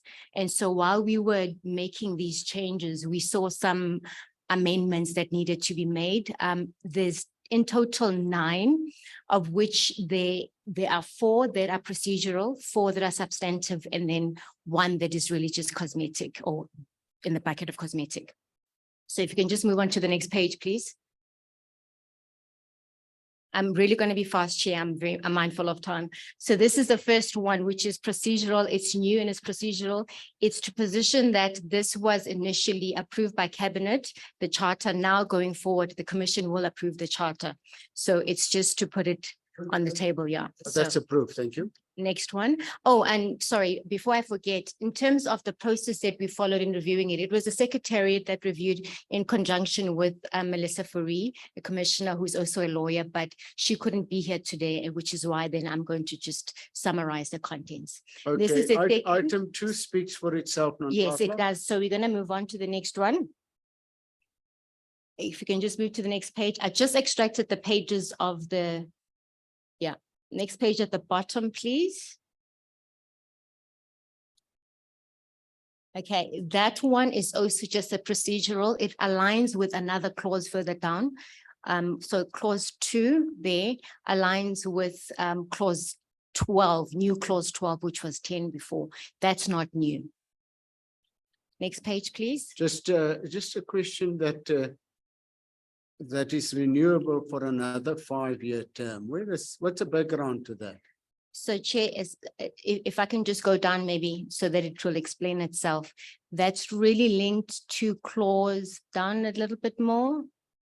It's not new. We just brought it up to align it there. Clause 12A. So it's renewable for a further 5 years. We're just aligning it there at the top. Okay. Thank you. Thank you for that. That's approved then. Thank you. Please go back to the top of this page so I can just quickly go through those amendments. These are really procedural and cosmetic, so I'm not going to go through too much, but 0.5, that's the key one, which is what initiated this amendment. I do need to position that the ex officio clause, we were in debate on that, and I am going to recommend after consultation with Melissa that we remove that phrase ex officio. We just leave it as the executive director shall be appointed as a commissioner, because there was debate on the phrasing of ex officio from her side. Okay, if we can just move on. Okay. The rest of them, I'm really taking this as read, and then we can just pause a little bit there on clause 16. That's another new one that speaks to representation of commissioners when the commissioners resign from the different portfolios. Okay.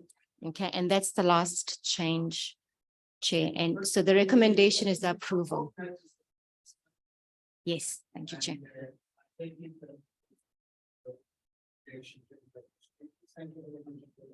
you, Chair.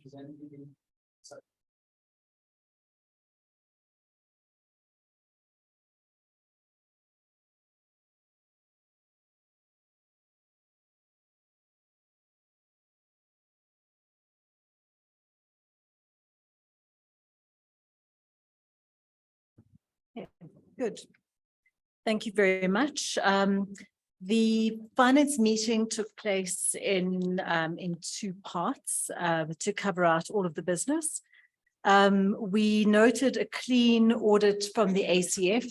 When we did discuss that last year, there was an indications of a clean audit, and we had reported back on the fact that the other funds, the funds through the government, or I think at that stage DFFE had been subject to a clean audit. Just remind me who did the audit?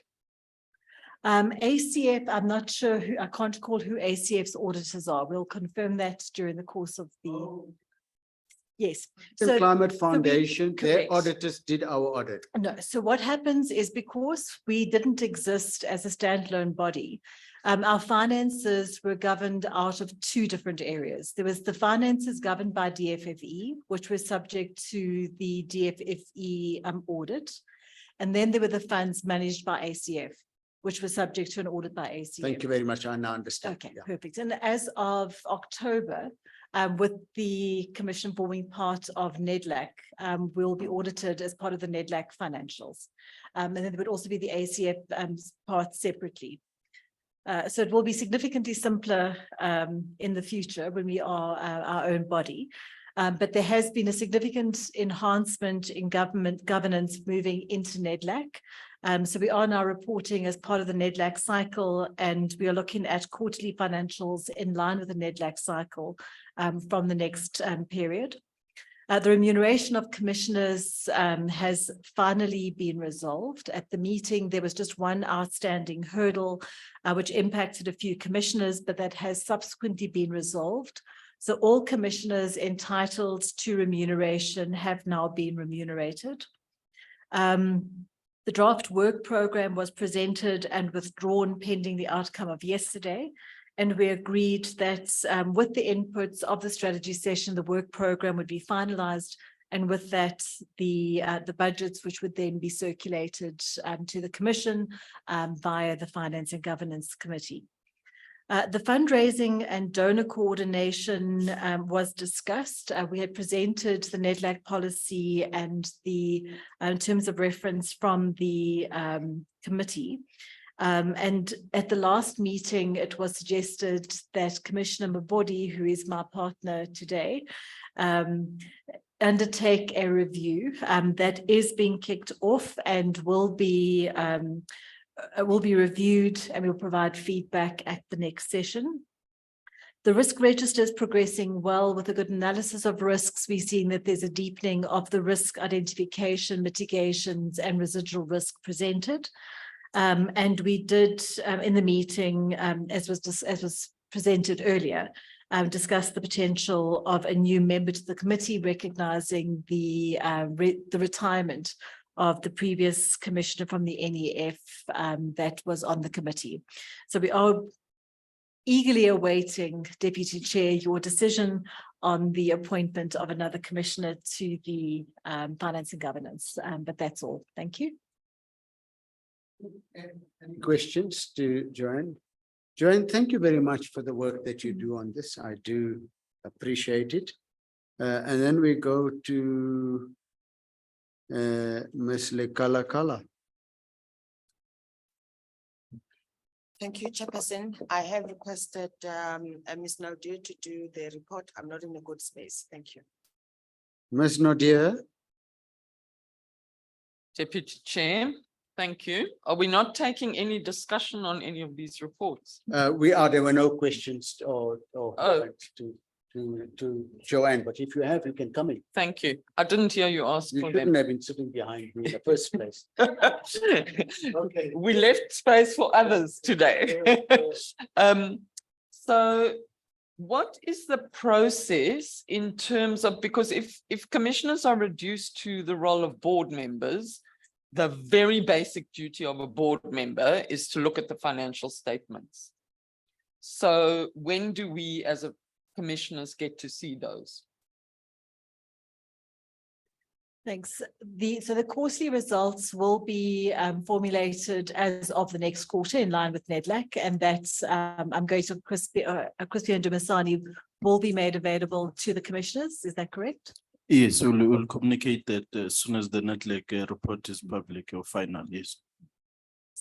And then in the previous financial year, we did issue an annual report. Given the nature of the work, it was not an official financial annual report, and that will continue to be enhanced. But we'll only have a proper annual report with our full governance numbers once we are a standalone vehicle, but we will continue to report on the basis of last year's annual reports and obviously enhancing the governance and reporting in the next report. So I remember that from last year, and I remember that I raised queries about that. And if you have a NEDLAC looking after your financial statements and you've had something audited by the African Climate Foundation's auditors, then you have financial statements, and we need not be given something quite blurry and summarized as it was in the previous annual report. We need to see actual statements. And it will at the end of the financial year. Great, thank you. So I'm to report from the Adaptation and Resilience Working Group. We met on the 7th of February. No, sorry, the 17th of February. And I'm not going to go into, the full minutes of that meeting. It basically arises out of the issues that Desikan presented. So the working group reviews the proposed and existing work of the Secretariat around these themes. And we are joined in this working group by a number of adaptation and resilience experts who thereby enrich the discussion. So what was tabled was this PCC, National Treasury, World Bank, and African Centre for Cities pathways to a just urban transition paper. There was discussion, which I hope is taken on board and enriches that paper. And we are bringing to this meeting, we are tabling that paper here, and it has been circulated to all of you, and we are asking that this commission meeting adopt the paper as a technical paper of the commission. And that we would then proceed to facilitate a workshop on just urban transitions. So I don't know if Thank you. Do we adopt this report? Thank you very much. And then the second decision is that the paper on Gqeberha's climate resilience and adaptation delivering water security is also adopted by the House. So this is that the Commission Secretariat is responding with, by analyzing when there are severe climate weather events, analyzing the impacts thereof and the responses thereof in order to take learnings out of it for the way forward. So, we had the one about eThekwini, which was previously adopted by the Commission as a paper, and that paper will be launched at an event. So now the second in the series is the Gqeberha one. So we are hoping to have that adopted here. Thank you. Thank you very much. If that report is adopted, then we go on to net zero pathways. Lebogang. Right when I was starting to blow my nose. Thanks, Chairperson. No, don't worry about it. I've got it. Thanks, Chair. The Net Zero Working Group has had its 4th meeting. We had it on the 26th of January. In attendance is the commissioners, academic experts from UCT, as well as the PCC Secretariat. And maybe just to indicate here that, even though people have been already assigned to various committees, it would be welcome for commissioners to increase their participation in these particular working groups, because what then happens in this session is a very high level, very rushed type of summary of what happens when actually the hard work, the extensive kind of like dialogue and discussion happens within the various working group meetings, supported very much by the Secretariat, who's doing a really incredible job. In that meeting, we received a work program overview update, which Steve provided us. We also had a discussion in terms of net zero definitions. The phrase is used so loosely, but we really felt that the Presidential Climate Commission must come out in terms of an actual definition. And the presentation was given by Andrew Marquardt. And then we had a discussion, which is also indicative of what Steve kind of presented here today in terms of the energy plan storyline and the stakeholder plan in order to engage stakeholders, which is what Steve was already talked about here today, as well as the employment strategy first phase work plan. So just in summary, we just wanted to indicate the priorities in terms of work areas for the working group. And this is around making recommendations of electricity planning, doing the background research for net zero pathways, work across each sector of the economy, supporting modeling and data-based climate decision-making in South Africa, and supporting an employment strategy for Mpumalanga. What you'll recognize is that because of the urgency in terms of a number of policy priorities, the working group is grappling with a number of priorities and working areas. And I think it's a huge concern for the members in the working group. But I think what we can be encouraged by is the idea that we're trying to prioritize, the more urgent of issues. And I think this issue pertaining to energy as well as electricity planning is top of mind, especially in the work of the working group. Whilst we do note that there's a prevailing energy crisis, the idea is really to come up with long-term solutions so that we don't find ourselves in a situation where we try to do the quick wins or or we do the easy stuff first, but to come up with like long-term evidence-based solutions in terms of particularly electricity planning. I also touched on the work that the UCT team is currently doing. And they'll be working with the PCC Secretariat to provide a scientific basis and definition for net zero, which we think is very important. As and when this work becomes available, we will bring it to the commission for them to appraise themselves with this. But again, the appeal is, if you find this work interesting, to also avail yourself to attend the various working group meetings so that you can have a sense of the background and context to some of these very complex discussion. So I think in terms of a report back, Chair, I'll leave it. I'll leave it at that. I did note that we didn't receive any new commissioners in our working group, so we're just advertising that we've got a working group. Come join us. It's really interesting. Lebogang, can I just ask? You recall that a number of meetings ago, the Minister of Energy had said that had extended an invitation to the Commission to assist in the development, to participate in the development of the new integrated resource plan. Is that a matter that has come up in your meetings?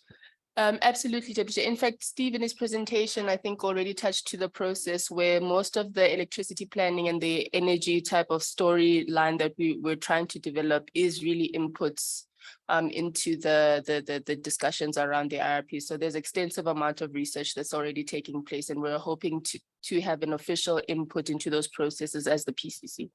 So the government is taking the advice from the Commission? Not yet. We'll keep that in your trustee hands to kind of open those doors for us. Yeah, I thought what the minister was saying, they didn't want the Commission just to be one other stakeholder, because that's not what we are. But they wanted the Commission to be integrally involved in the development of that plan. Is it something like that happening, Christian? Do you? So, Chair, at the level of the Secretariat, we've been engaging with the energy planning people in DMRE. I mean, it might be stretching a point to say they're taking our advice on board. We don't know. But we have been actively engaging them. Steve's had a number of meetings, and I've been engaging with the DG. Thank you for that. Any other questions, Lebogang, or comments? If not, then we can go on to Shamini, the climate finance. Thank you, Deputy Chair. So we had our meeting on the 15th of February. I personally was not there. The team had to bring in a chair because I was not well, but I'm going to give the report back. So Deepak, if there's anything that I've missed, please come through. So we took some time this round at the meeting, which is represented by commissioners as well as the banks, financiers, government departments, National Treasury is there, etc., is to actually plot out the framework against which we are doing our work. So we've got a number of activities within the finance working group that we needed to know how they all fit together. So we took some time to actually plot the just transition financing mechanism, the landscaping study, and how each of the pieces of work ultimately deliver on the priorities for the PCC itself, but also the working group and the objectives we're trying to achieve. Once we did that, it laid a good foundation for us to understand and give and build to the work, in terms of recommendations or critiques, etc. So that we took some time to do.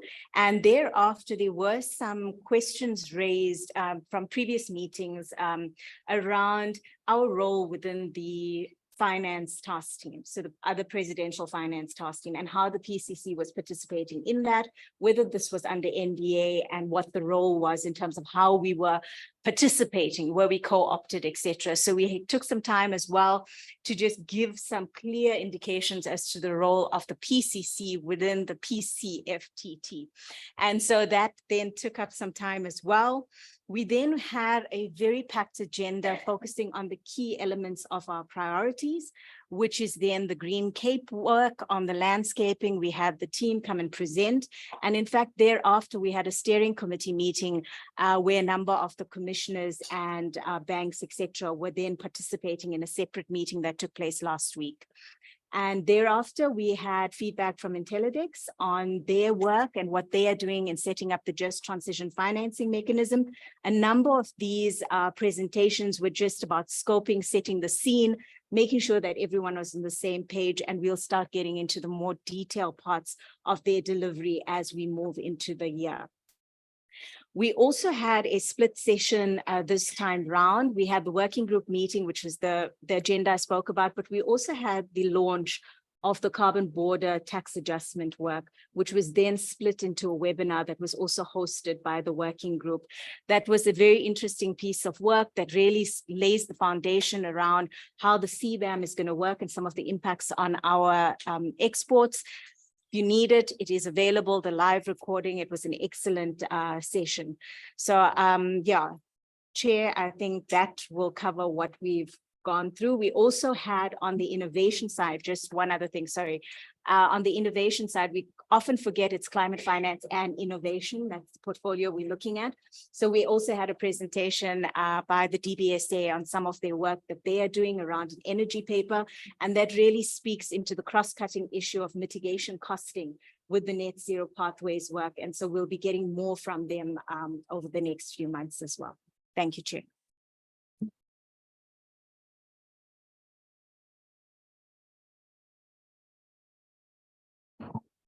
Thank you. I'm going to provide an update on the Monitoring and Evaluation Working Group on behalf of the Commissioner, Melissa Fourie. And we convened on the 6th of February in Cape Town for a full day meeting, which was a real pleasure to align on our 2023 priorities and discuss the delivery of our work plan. And with regard to the projects that are underway within the Monitoring and Evaluation Working Group, I'll touch on two. The first is that the working group is overseeing the development of a flagship State of Climate Action report. This is a report that's been mentioned a couple of times over the last 2 days. It's going to offer a critical analysis of the actions to tackle climate change and progress towards the just transition in the country. It's not only going to assess government progress, but also the actions that need to be taken and are being undertaken by all major social partners. The aim of the report is to answer the key question of how goes the battle in the country, and to offer recommendations for course corrections where needed. So it's not just monitoring for the sake of monitoring, but also providing advice as well. Work on that project has already commenced, and the report will be released in the last quarter of this year, following extensive consultation, both within the Commission and more broadly. And the idea is to produce this report on a biennial basis, examining pertinent issues relating to South Africa's transition to a low emissions economy and climate resilient society. Secondly, the working group is also developing a broader system to track the country's progress towards a just transition. This is intended to be a living system that tracks, reports, and provides useful information towards the vision set out in the Just Transition Framework. It will build on the tracking work that is already undertaken by many government departments and institutes, and we're very pleased to form deep partnerships with many of the relevant actors already. The first step in the development of the system is the identification of priority indicators that will help us track the transition, and we've already partnered with a local institute to help us develop this work over the coming months. The final update to note is that this working group is particularly committed to giving life to the concept of procedural justice, not only in the ways in which we operate, but also in the outputs of the work. And related to this, at the last meeting, the working group agreed that community representation within the working group is absolutely essential, and the chair will soon be tabling a proposal to the Commission about how to give effect to this. The working group is also thinking very deeply about how community priorities can be incorporated within the broader tracking system, and we will be providing an update on this work at the next Commission meeting. Thank you. Thank you very much. Thank you. Any questions to Katie? If not, I put to you the minutes of the meeting held on the 2nd of December 2022. Nonhlanhla has distributed them. Are there any objections to the minutes? Any changes or amendments if you want? If not, thank you very much. The minutes are then adopted. You happy with that, Nonhlanhla? Thank you very much.